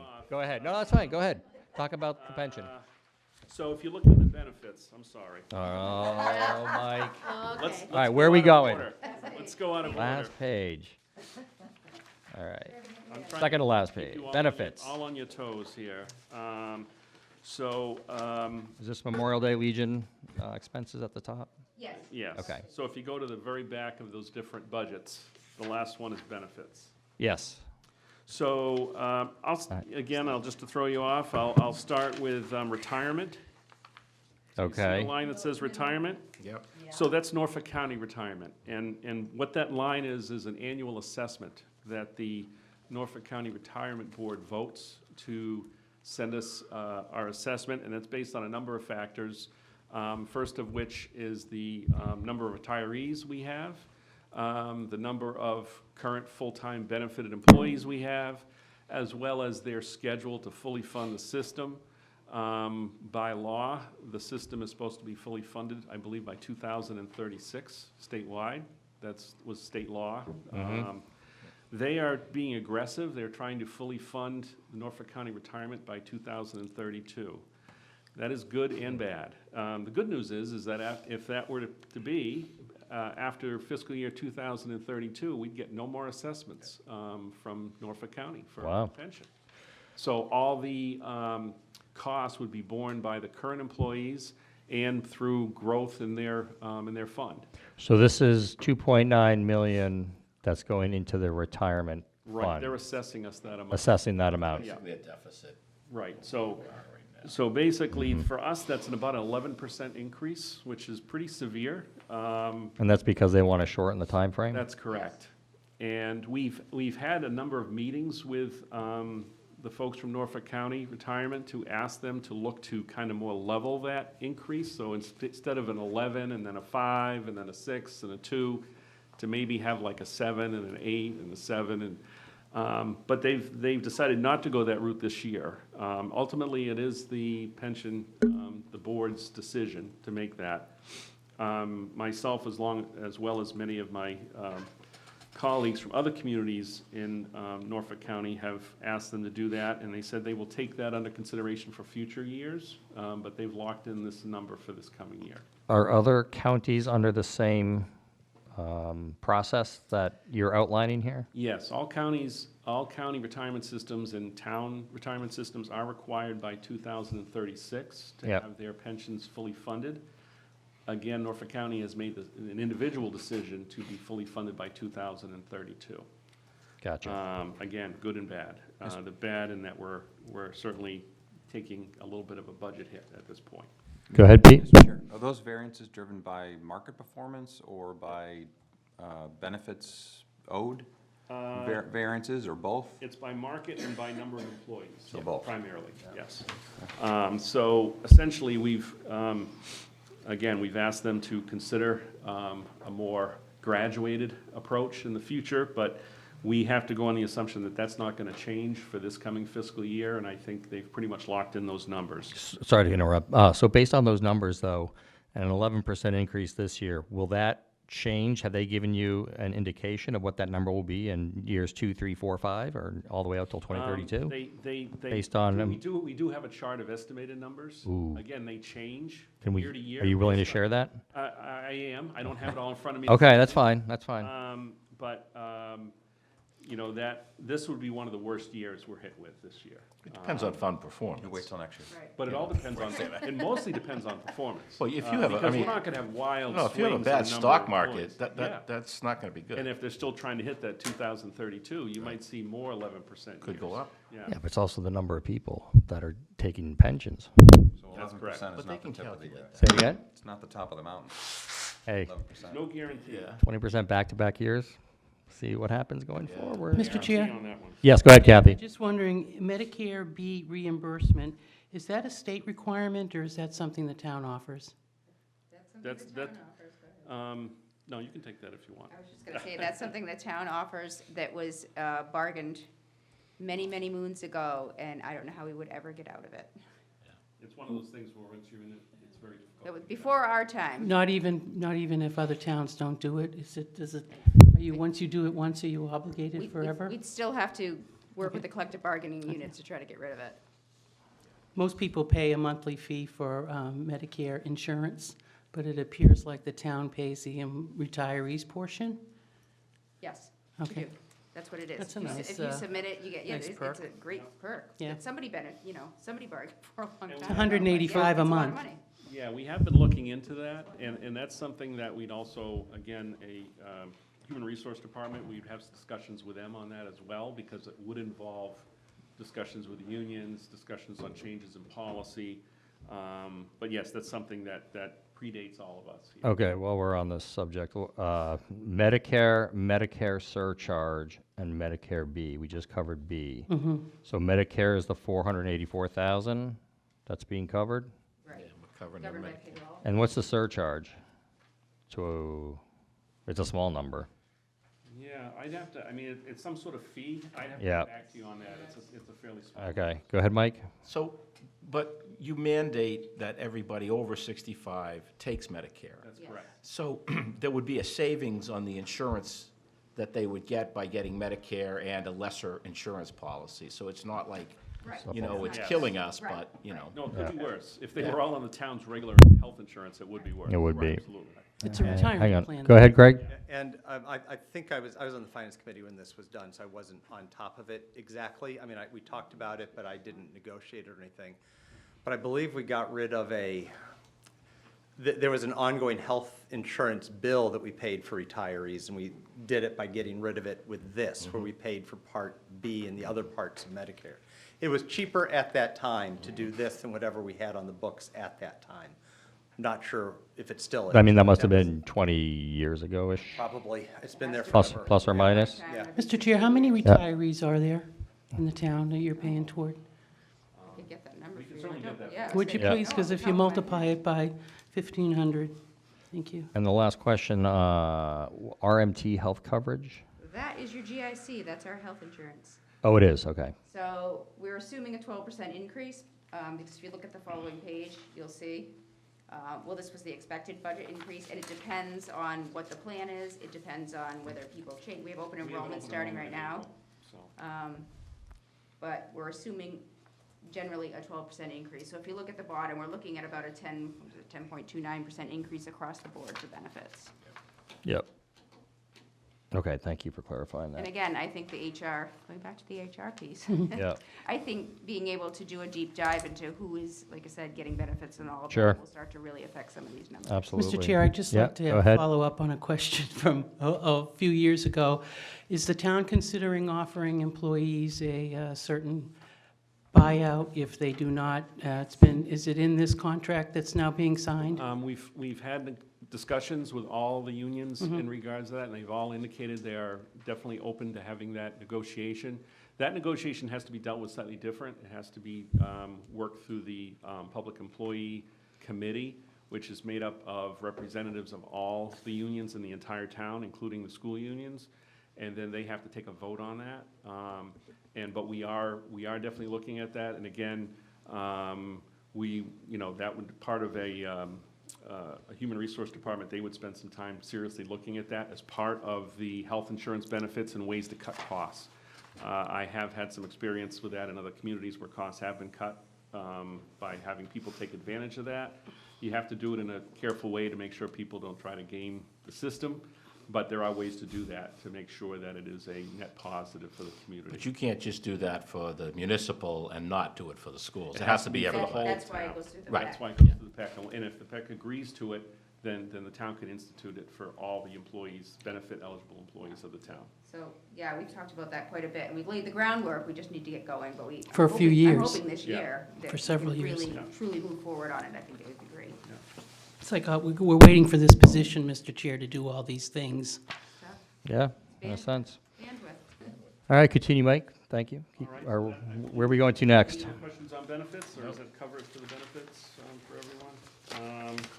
So let's go to, your general insurance. Can we go to general insurance? So going backwards. That's like Trying to follow your agenda here. legals at the top and then general insurance? Yeah. Is that right? Yes. Do you want to talk about mine and the other general I insurance? was gonna say, you wanna do legal first, is it at the top, does it matter? Sure. We can work our way And down, it's up to you. the finance director, who is joining us remotely, just informed me that we have 186 retirees. Ah, thank Ooh. you. Thank you, Jody, with a Y.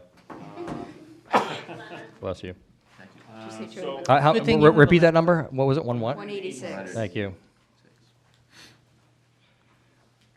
Sorry to interrupt, go ahead. all right. Are we on legal expenses, or did we pass? Let's fund the legal expenses. We haven't had any measurable increase in our legal rates in about 7 years. This year, Talaman and Costa has, right now, we've been paying, past 7 years, we've been paying $6,000 a month for the retainer, which covers pretty much everything except labor. And they have increased their rates, or plan on increasing their rates for July to $6,500 a month. That and the fact that we do use attorney David Jenkins from Copeland and Page for most of our labor, and their rates have also gone up, are going up for next year. So that accounts for the anticipated increase. And just to throw it out there, are those fees justified, or is it time to shop around for other attorneys? I've actually looked at other rates out there. Okay. And their rates are pretty good. Competitive, okay. If you look at a lot of the larger communities that don't have retainers and go with just different legal practitioners, their rates can be $300, $400 Yep. plus an hour. Yeah, We've taken a look, and their rates, depending on the month, range from probably $175 to $250. so you're getting value monthly out of the retainers. Yeah, and I know, we do have a discussion with the board every year about Yep. that. Certainly we'll continue to just look at the rates, but we feel we get a great product with our current town council. Okay, perfect. And plan is to stay with them for FY Yep. Mr. Chair? Go ahead, Kathy. I just, I realized recently the auditor, you've put that out for bid. And I'm just wondering, my colleague last year mentioned about retainers.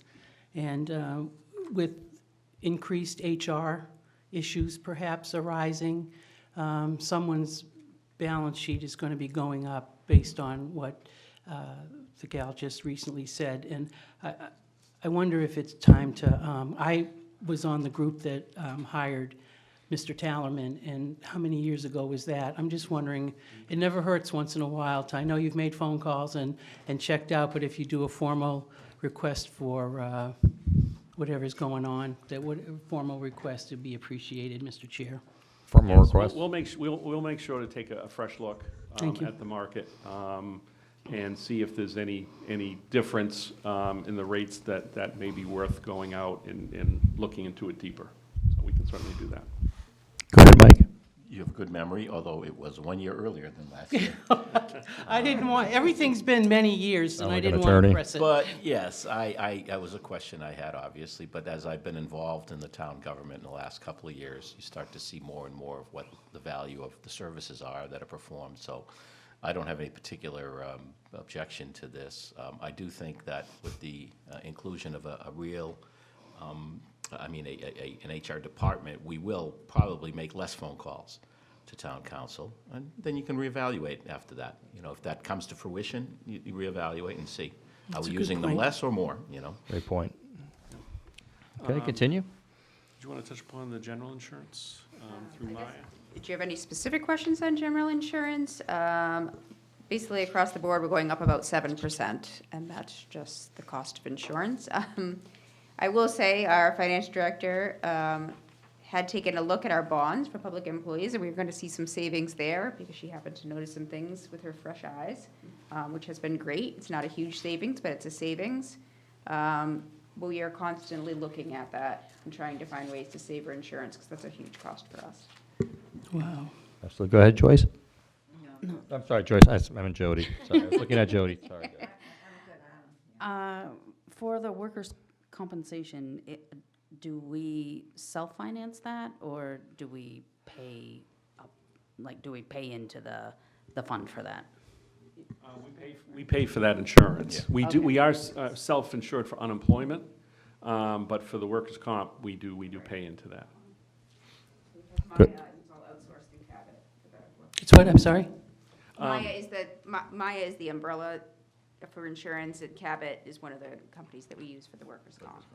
Mike Crone. On the flood insurance, is that external entry flood insurance, or is that like pipes bursting? No, that's external. This is, Okay. the flood insurance is mainly for like the wellheads and those areas, Okay. right? Interesting. Not for our basements of buildings and stuff No. like that, no? No. That's covered. That's covered under our Under general general policy. property. Insurance. Yeah. Okay. Good clarification. Go ahead, Pete. The sports liability, is that strictly for the rec department, or is it cover the That is for the schools? schools. It's not for the rec department at all. It's all for Okay. school. Yeah, For anyone that's who's on a specialty. field? That's a, I'm sorry, I didn't mean to pull the No, I mic away couldn't from think you. of That's a, You go stand. I don't want to be accused of mansplaining here. The sports liability, that's a special insurance for the schools. For our general liability here, that's covered within the town's general liability. But schools have to be covered under a separate sports liability umbrella. Does the school Is that- reimburse for that? Oh, sorry. Go ahead. Does the school reimburse for this amount? No, it's considered like a Schedule 19 cost, similar to like the health insurance or other benefits that are Off the paid for top. by the town. Yep. Yeah. Thank you. I'm good. Continue. So just to quickly cover some of the small budgets, we've got the sealer of weights and measures. That is unchanged. Just to remind everyone how we manage that. Are you skipping over the town buildings? Yes, Okay. we've asked to put that off until. Oh, you're right. My bad. Yep. Yep, thank you. So the sealer weights and measures, we do have an intermunicipal agreement with the towns of Medfield and Medway. Medway has an employee that actually conducts all the work for the sealers of weights and measures. The reason we do that is because the state has really increased the requirements to be a certified sealer of weights and measures, and there's a lot more schooling and certifications required. We used to use a retired gentleman in town, but it got to the point where he couldn't keep up with the newer requirements, and several of the other towns in the area were dealing with the same problem. So we decided to band together and have this set up, and it's going very well. We haven't had any complaints or problems since we set it up. Great. Shared services. Shared services. And then there's the public celebrations, and that amount is unchanged. And so now we'll back up to the executive offices. Okay.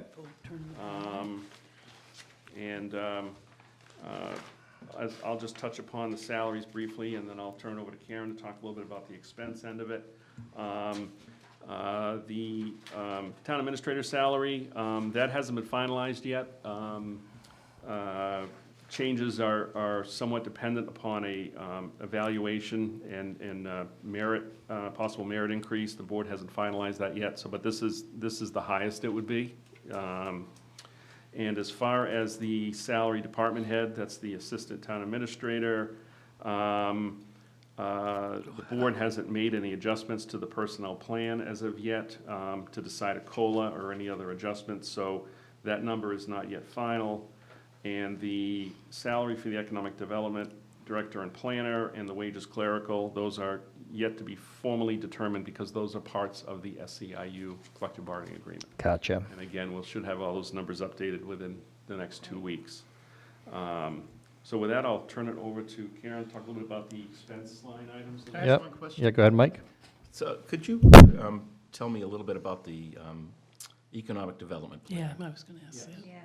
So, Mr. Weiss, who's been with us for about 10 years, has a multi-role. He wears many hats, like many people in the town do. He is our energy manager, so he manages our energy supply contracts as well as helping with projects such as the school project. He'll be assisting them and looking at ways to maximize the energy outlay there, as well as grants available to do certain upgrades. And he also works as the town planner. He works with MAPC and the planning board on a number of different initiatives for different zoning initiatives, as well as working with our economic development committee, working on economic initiatives for the town. And I know he has since he's been here, he has received over $1 million of grants for the community, and he continues to apply for grants. Right now, he's applying for the Community One-Stop Grant and trying to get funds to help with the Lansing Millis building. He's also working on a grant for our housing production plan, which needs to be renewed. He works with the developers when they're coming in asking questions about Chapter 40B or other development questions. So he wears many hats. He does a lot of different work for the town, and I know he probably doesn't come before the committee very often, but certainly if you'd like to have him some night, he'd be happy to come in and talk with you. Go ahead, Pete. Would it be worthwhile to change his title to the things that he's most working on, which is grants and energy versus economic development? Not to say that economic development isn't important, but it's not going to happen. And Wow. I mean, if you have that answer. and leaving it as this title only puts his position under more scrutiny. Right. We're certainly happy to take a look at that. I mean, I think, I would probably agree that energy management and planning are probably much more highlighted roles he does. But he, again, we could consider the economic development maybe a subset, and then he does work with the committee and tries to help new businesses come in, and I agree. I don't know if in the near future we're going to be a Medway or a Franklin in any type of regard with respects to that, but he does, again, he does assist businesses, even though they're few, in coming in here. So, but that's something we can certainly look at. I just think that there are those of us, some of us in this room besides myself, that realize that economic development in the condition where we are geographically located and the land that we have and the opportunities aren't there like those other communities. And people see that, and yet they still ask, why don't we have a commercial tax rate, et cetera, et cetera? And it's likely never going to happen. Sooner or later, somebody's gonna catch on to this, or not catch on to it, but just have that same level of critical thinking and scrutiny and say, why are we paying an economic development person where we haven't developed anything for commercial property in 10, 15, I don't know how many years. I just think sometimes words matter more than other, I don't know. This, to me, this is Have a different not just, description. not just a quibble or a, Give him more credit. Give him a think he's title worth with more. We could, credit. we could certainly look at the title. I don't personally have a problem in removing that extra title if you think the optics are not good from that perspective.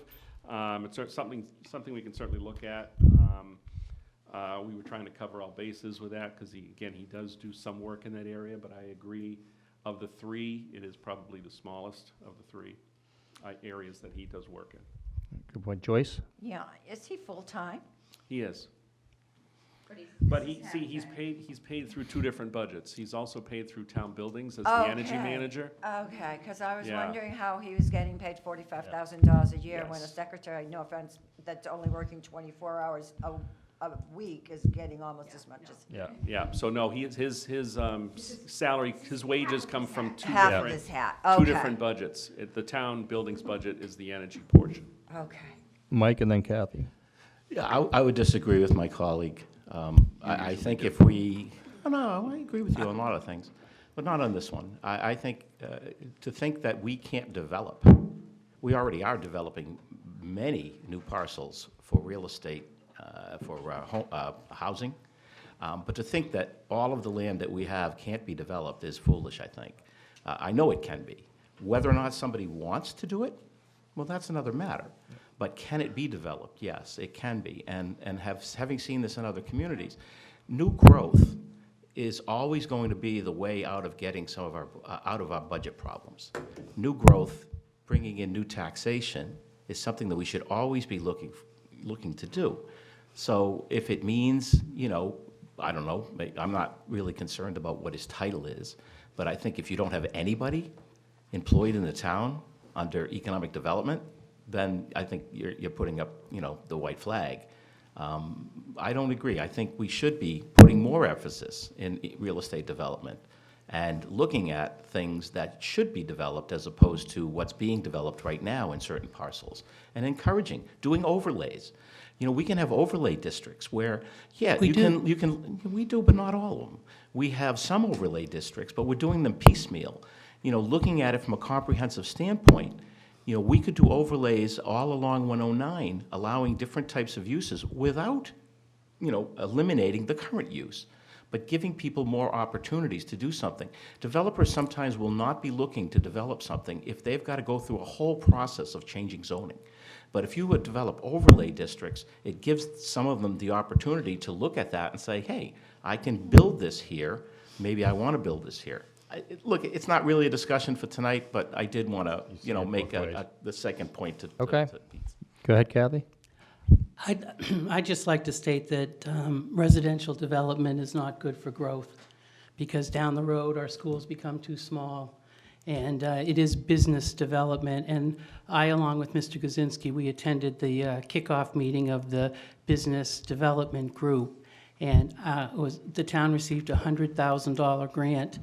And quite frankly, Mr. Chair and members, I thought it was a waste of money. What can you do to bring business into town in Karen that hasn't been done in 30 or 40 years? What I said, spend the $100,000 and fix the potholes so people will want to come into Millis and shop. I mean, this putting money into business development, just to have someone it could be somebody, Karen's going to have extra jobs now without this HR. It could be something that she, again, investigates.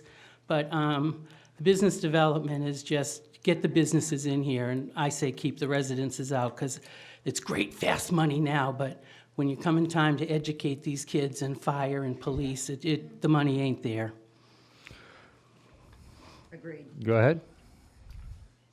And also, this position was 2 part-times, was shared with the town, and I think the town stopped and we absorbed all of his salary, so it went from part to full-time. Mr. Chair, would you want me to address that? Please do. Yeah, just curious. Yes, when I arrived, the energy manager, Mr. Weiss, was here as part of a grant program, through working both for Medway and the town of Millis. And then after 3 years, the grant stopped, and he did continue to work with us on the energy side of it. And every year, he did exceed his cost to the town through grants that constantly improved the energy efficiency of all the buildings in the community. And then we definitely had a need for a planner, and, you know, also an economic development person that we thought should be there to help new businesses or new construction in town.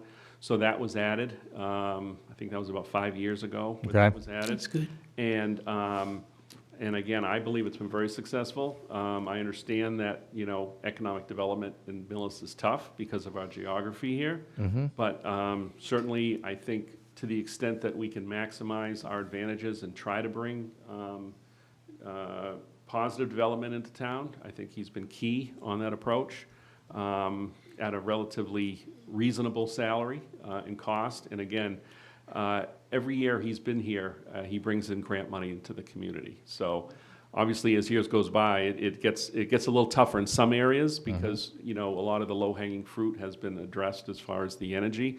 But again, we have a new school project coming up, and he just notified us today that there's possibility of getting an additional up to $1 million for that project, should we be able to meet certain parameters for energy-efficient systems in that school. So that's something he's going to be working with the school building committee on, and trying to leverage some additional state grant money.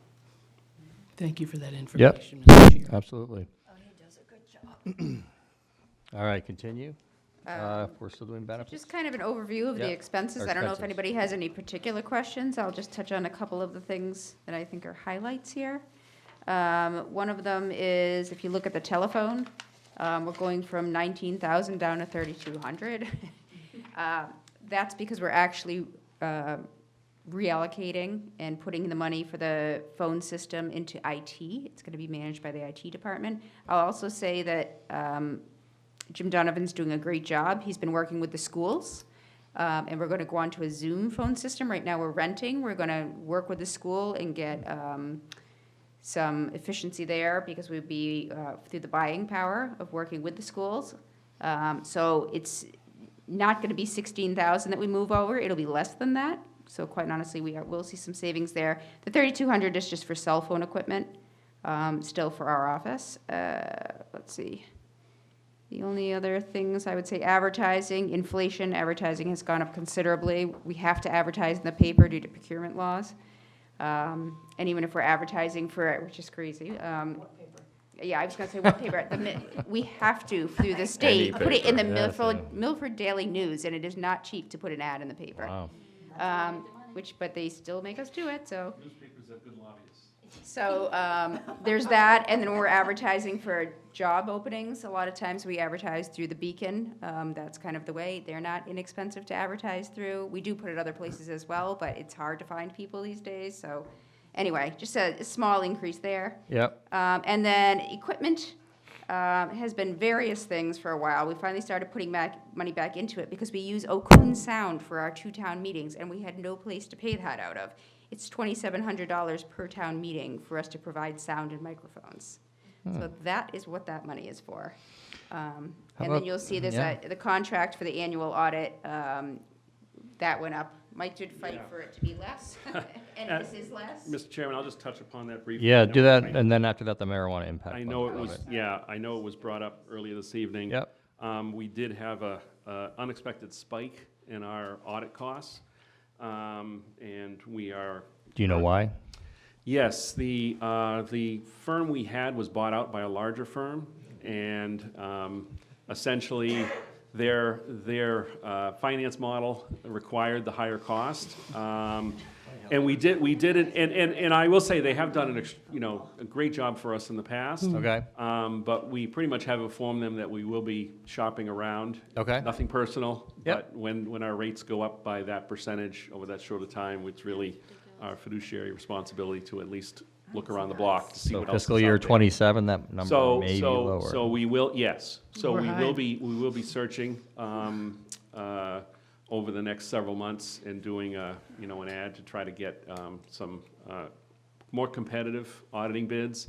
And we will certainly keep you in the loop as that process goes on. But, the same company is wrapping up for this year. We did get them to, Who's the company? Not that it's matters. Markham. Okay. And again, before that, it was Melanson, and then before that, it was Melanson Heath. Gotcha. It's just, the bigger companies keep eating up the smaller companies. But we have had the same principal the whole time, Scott McIntyre, who's excellent, and he was very apologetic for the price increase. He said it was really beyond his decision-making authority, and that they are having trouble getting qualified auditors without paying a much higher price for them I'm sure. as of late. So that's part of the cost driver. I did negotiate it down a little bit, but that's not something they said they could guarantee they'd hold for any length of time. So again, we have a good working relationship with them, but we also notified them we will be shopping around. Marijuana impact money? Consulting services? Mr. Chairman, so we are, we do work with a company for social service work within the community. That is paid for with the marijuana impact funds. Up until this current year, we had it at 70,000. We've reduced it to 35,000. It's likely this is the last year. We'll certainly be able to fund it at that level. And we'll just have to see going forward. But how that'll be, we'll either try to work something into the budget in a future year, or unfortunately it'll have to be phased out. It's something we're gonna look going forward to see what can be done. Go ahead, Joyce.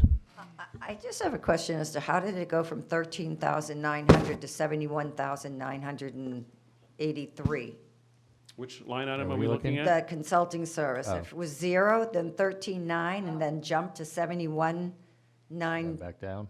then went down, and now to 35, I don't and see what line that is. She's looking at the consulting At the consulting service. I was gonna say, the consulting services wasn't always where we paid the marijuana, where we paid Amy Leone out of, which is the community impact. We had originally added the consulting services because I can't remember who it was, we had to hire a consulting service. Yes, we had a small consulting service, totally separate from this. We added the line to have. Then we had to add it to bring in the mayor. then we So, had to pay so that, it yeah. changed to It's- 70 because it was a totally different reason we had it in there. Right. okay. The 13,000 was a smaller consulting service we had. We'd have to go do some research to see what that was spent on, but it was a specialized Well, it consulting just looks so, service. it's like, whew. Right. Yeah, no, it wasn't the same company. It was not the same company. Mr. Chair, Go ahead, Pete. is this the on-call social worker? Yes. Thank you. Amy Leone. Leone, Yes. correct. So if you look at the last, you get, in the FY '25 and FY '24, you can see. So we went for so last year we did the 35,000 as well, and it was 70,000 the year before when we had the full funding from the marijuana.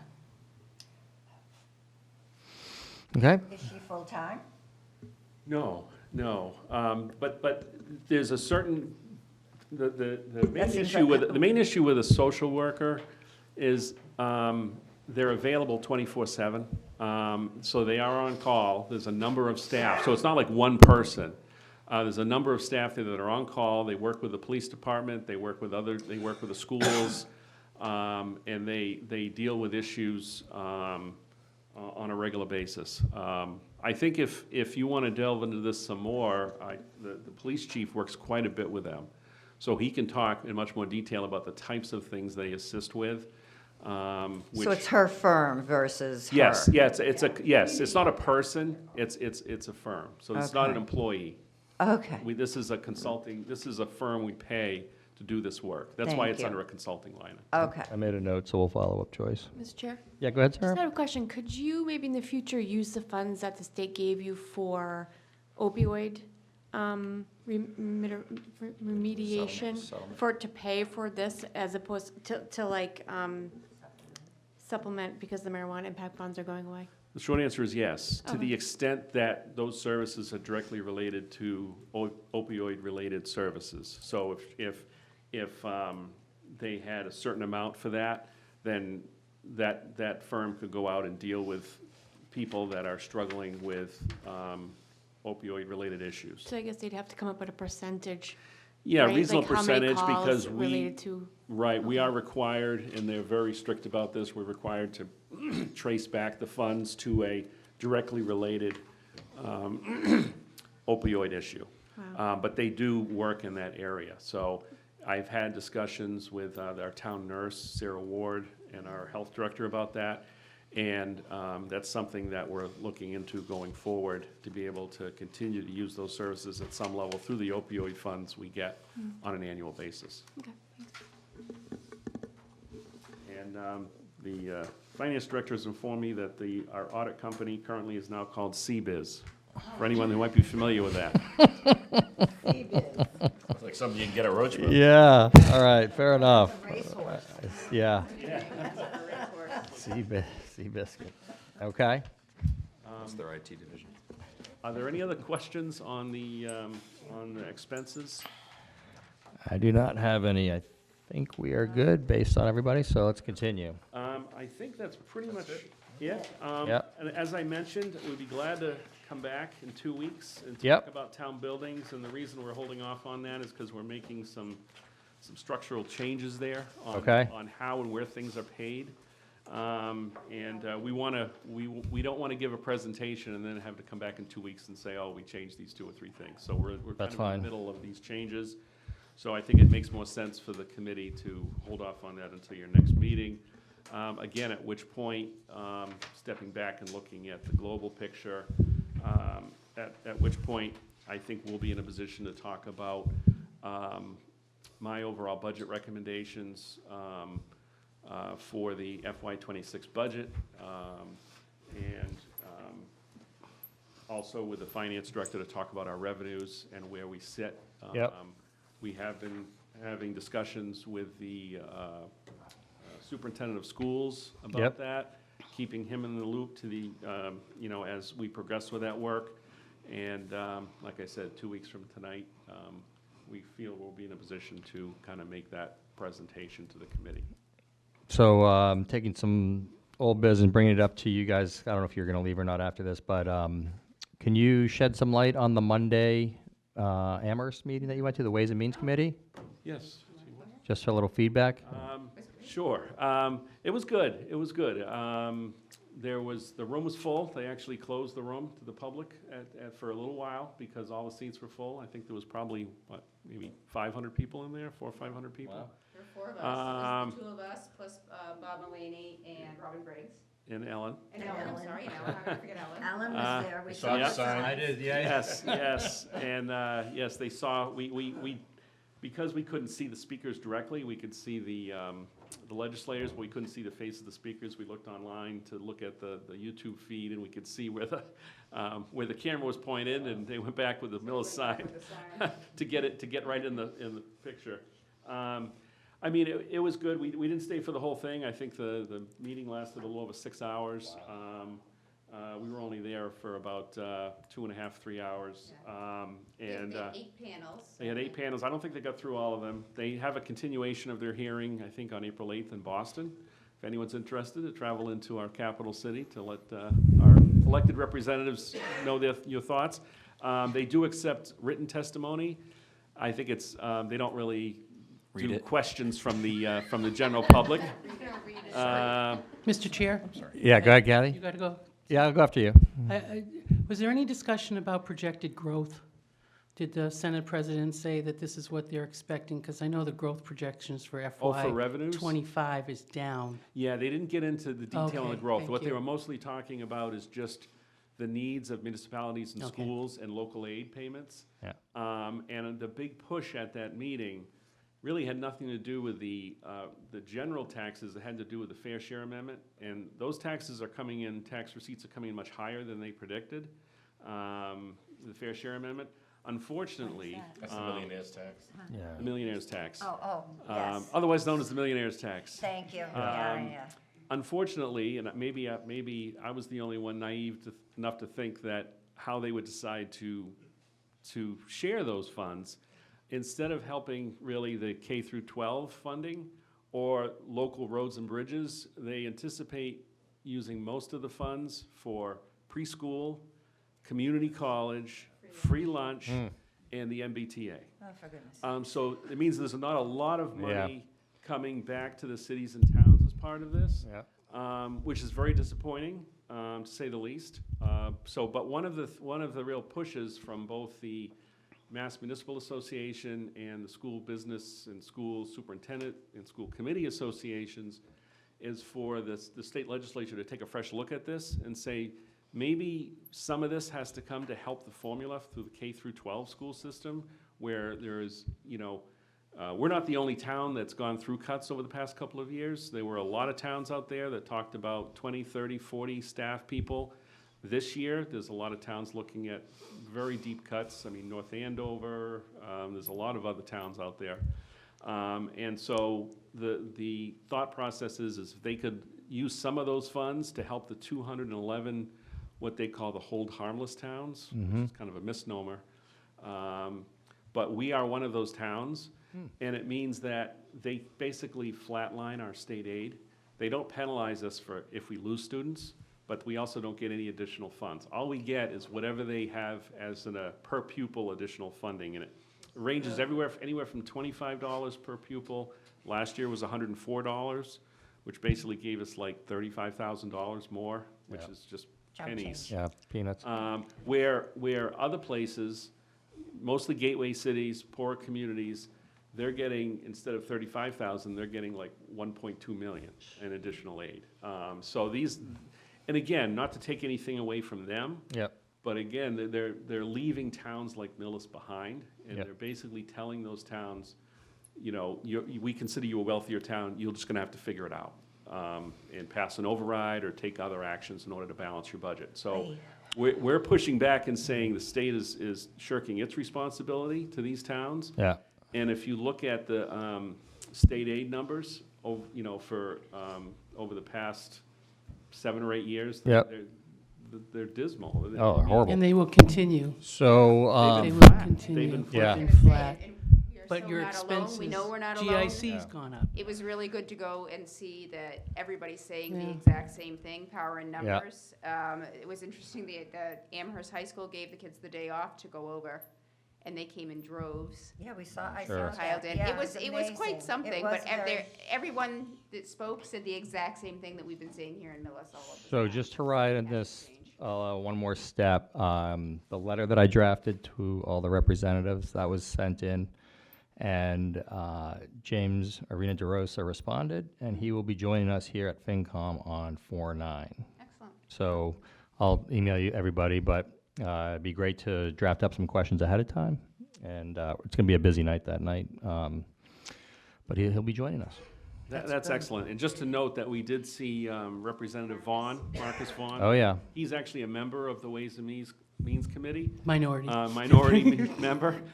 He might Because not he's have a the Republican, most not 'cause leverage he's on the black. committee as comparatively, but he's a voice. He's a Yep. voice for us. Yep. And he certainly understood what was being said and the need, and he said he would work to advocate to help us out any way he could. And so, we're putting the word out there. We're hoping that, having that number of people show up at that hearing, at least get some notice. No guarantees that it'll push the Senate president or Speaker of the House to move on this stuff, because things are pretty much from the top down up Yep. there. know And if you it takes a don't lot try. of push from their members to have them change direction. So we'll see how it goes. I think Pete Ruby has one final question. Actually, two, real quick. Do you have a new growth number? Is Jody still on? Is there a new growth number out there? No, not yet, okay. Yes, no. And then next, does the town have any vacancies, do you know, across the town or the schools? And are you required to fill those? For employees? Are you hiring? Yes, I'm not aware of any vacancies on the town side. We're hiring Yeah, I'm not aware of the schools. I The can't only speak. Van people we've been drivers. hiring- Right now, we have no full-time positions on the town side that I am aware of. It's a couple little smaller positions, on-call library assistant, that type of thing. Okay. They hire, but nothing major. Thank you. We're really only filling in if we lose somebody. Thank you. Yeah, nothing critical, and certainly. And there's you know, no hiring freeze either. No. No, I can't say much for this. I will say the school is continuing to hire, but again, they have to hire if they lose a paraprofessional, there's something going on. They're just filling in where they have to. They're not adding positions. And Mr. Chair, before the select board member leaves, can I ask a few questions of him? Are they related to? Yes, I would just like, What are they related to? Craig, if you wouldn't mind, I would like to know about, we have this human resources position, which was just brought up in the last couple of months. We've had a 2017 report that the DPW needs 4 employees. We've had police over the last few years looking for staffing and fire. Where does the human resources, all of a sudden, maybe you can hire all of them, Mr. Schultz? Go ahead.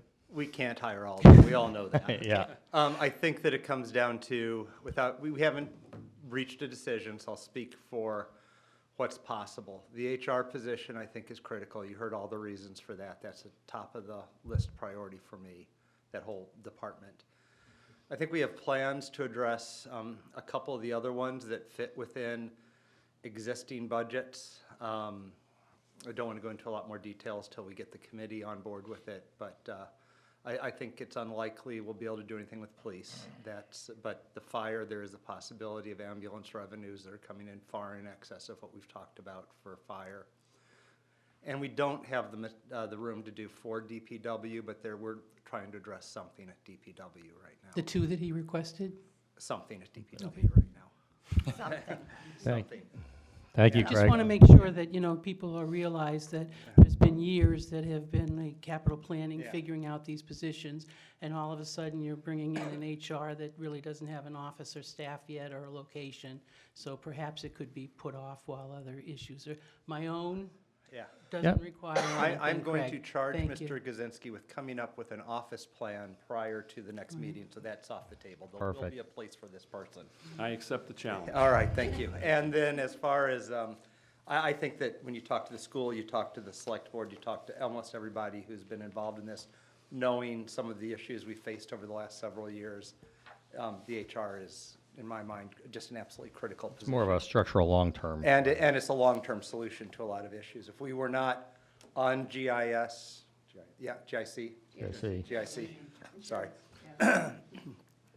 That would be another option, but we can't even investigate those things yet. I'm not saying we will or will not leave it, but investigating it is going to take a lot of time and Yep. energy and a professional doing it. Thank you, Craig. Let's stop there, and let's move on to article assignments. Thank you both for tonight. Appreciate all your information and explanation and time. Thank you. Mr. Chair, Oh, yes. Will, because Can't there's some wait. new ones coming up, maybe you want to still assign me tonight, or? I would wait till like the to. other ones are ready? Let's give it a shot. Give it a shot. Okay. Thank you, guys. All right. All right. you. So, thank you all 3. Good night. let's take a crack at this. We have Oy. 21 articles So far. so far. Where are our, So does everyone have that sheet? Yep. I know. I think I talked to Jen. She's fine if we delegate some articles to her. I think we should just go down the list and maybe just chirp out what you might do. Joyce, you said a few things last time that I didn't bring that sheet, so. Yeah, I had mentioned that, I had yeah. Was that the 4 amend inches. zoning bylaw? I had mentioned wait a second, I can tell you in just a second. While you're, Um, yeah, The Article number 10, Special Act Senior Tax Exemption. Yep. For the schools. yep. I'd also mentioned Article 11, that I'd be happy to do those too. There was, and the sale of the town-owned property, because I'm familiar with all What of number is that? 14. Thank you. How about, I mean, if somebody else wants to take 10 or 11, and I'll do one of them. Mike said he'll do 11 if that's okay. And you do 10 and 14? Okay, that's fine. I've already started talking a little bit, but that's fine. Okay, maybe you can share that with Mike then? Yeah. Okay. No, I don't want to. Okay, I'll do Article 8 for capital items. You want to what? You should do 3. I should do 3. Small item there. Yep. Yep. Jody, do you have any chirp in anybody if, Could I take the enterprise funds? yep. Yep. Do you want to do all 3 of those, Kathy? If I could, sir. Sure. Which ones are those? 4, 5, 6. 4, 5, 6. I don't mind doing 15 and 16. 15, 16. I like to hear myself talk, so I'd like to do number 7. That makes one of us. Can I Touche. do, We're doing it. We got it now. Go ahead, Sarah. can I do my usual 9? We have, Yes. And then can I do? Oh, yes. 8? Pete Underhill, get your horses lined up there. Yes, Sarah for 9. And then can I do 18 and 19? Not 8? 18, 19 is Sarah. I thought you said 8. Pete Underhill, I'm going to come around to you, don't worry. And if we have to move some people here, Mike, you said what? 12? 12. Tri-board. Pete Underhill? Do you have any, I have no preference. I mean, I know we haven't done unpaid bills. It's a pretty straightforward one. yep, I could pick up 1 and 2 to kick things off and whatever's left over. okay. That's boom, boom. So we're down to 13. Why don't we give that to Jen? OPEB? That's a Jen. Oh, I skipped over that. The end of an era. Post-employment, Jen 17, is that what you just said? Jody usually does Yeah, stabilization. I can close out with 20 and 21 if you Yeah. want. Yeah. Perfect. I already So have So it you're going to written do out. 22, Jody? I could do 20 and Okay. 21. 21. So Do not you have Jen. 4, maybe? Or you actually have? Yeah, I would have 4. I only have 1, so anything you Oh. want, anything you want to give up. Why don't you do OPEB? I love OPEB. There you go. That was very passionate. There may be one coming up regarding some noise variances that I've put out to the selectmen, so I'll take that one if it does come up. Ooh, or is that conflict of interest? Yeah, that's a good point, too. I don't Is know. that going to be a Depends on how we citizens, vote, actually. What's that? Is that going to be like a citizens? Yeah, I mean, I presented to the select board the opportunity for a warrant article that would limit the use of commercial landscaping equipment within certain hours and certain days. Like gas-powered Gas equipment? powered. Yeah. Okay. For noise purposes. It's still. Don't we already have that? No. It's at the Board of Health now. They're looking at it. It will go before the selectmen probably on Monday, so I don't know if it's going to happen or not. but Like they did that in Newton. Yeah. Lexington, a whole bunch of communities are starting Yeah. to do it now. I don't Oh. think it's a bad idea. I just thought we Yeah. already No, got no, a that's noise- separate. As of now, Yeah. you can get it Separate. if it comes on board. So just to go down, I'm going to read it by number. Number 1 and 2 is Pete Underhill. Pete Underhill. I'm number 3. Kathy has 4, 5, 6. Pete Ruby has number 7. John Lohr 8. 9 is Sarah. 10 is Joyce. 11 is Mike. 12 is Mike.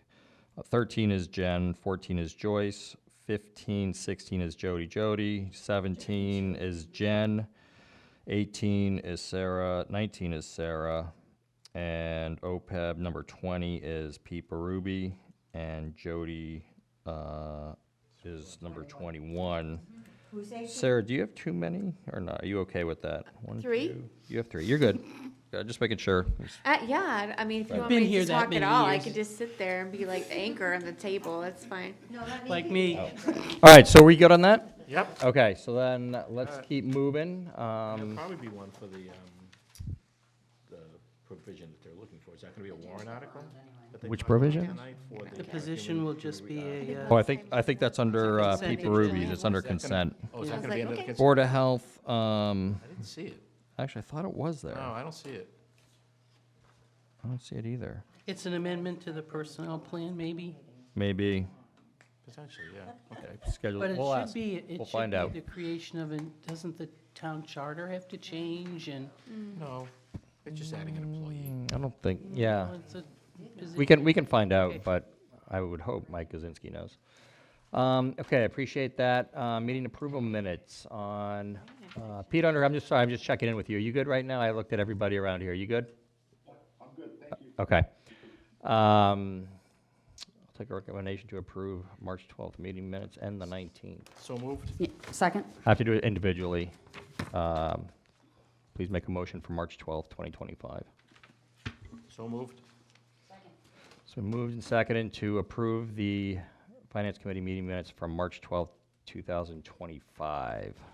I'll go around. Was there anyone not here? Jen was not here, but I think everyone else was here. Everyone's here. Yeah. So, Sarah? Aye. Thank you. Joyce? Aye. Jody? John? Aye. Aye. Aye. Aye. Pete Underhill? Aye. Thank you. And the other one was, Meeting of March 19th? yeah, take a motion. So moved? Second?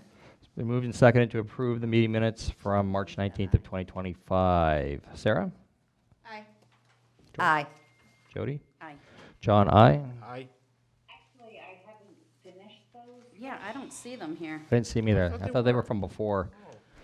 Oh, Okay, I'm sorry. it's all right. Thought I did read it. Just like, That's all right. We're just, Must have been thinking of the 12th. we're so efficient, Deirdre. We just want to button it up. We call that I caught speeding. retract my eye. Okay, any aye, liaison updates? I have none, really. 0 liaison updates. We hear from Jonathan Barry tonight. And last, we have a few outstanding questions from school from the prior week I'm still working on. And we have some questions from tonight. I think a lot of questions for the HR functionality of all 3 of those positions. And also, let's get some questions together for James on the 9th. There's no meeting on the 2nd. We do have Tri-County coming in on the 9th as well, so that's going to be a busy meeting. Mr. Chair, could Yes. you would you mind emailing a list of the articles so that we all know for sure who has what? Absolutely, yeah. We'll talk to Deirdre and we'll get that out. Thank So you. people can start researching. I'll take a motion. So moved? Adjourn. Second. A motion second, and all those in favor, please say aye. Aye. Aye. Nice. Thank you, everybody.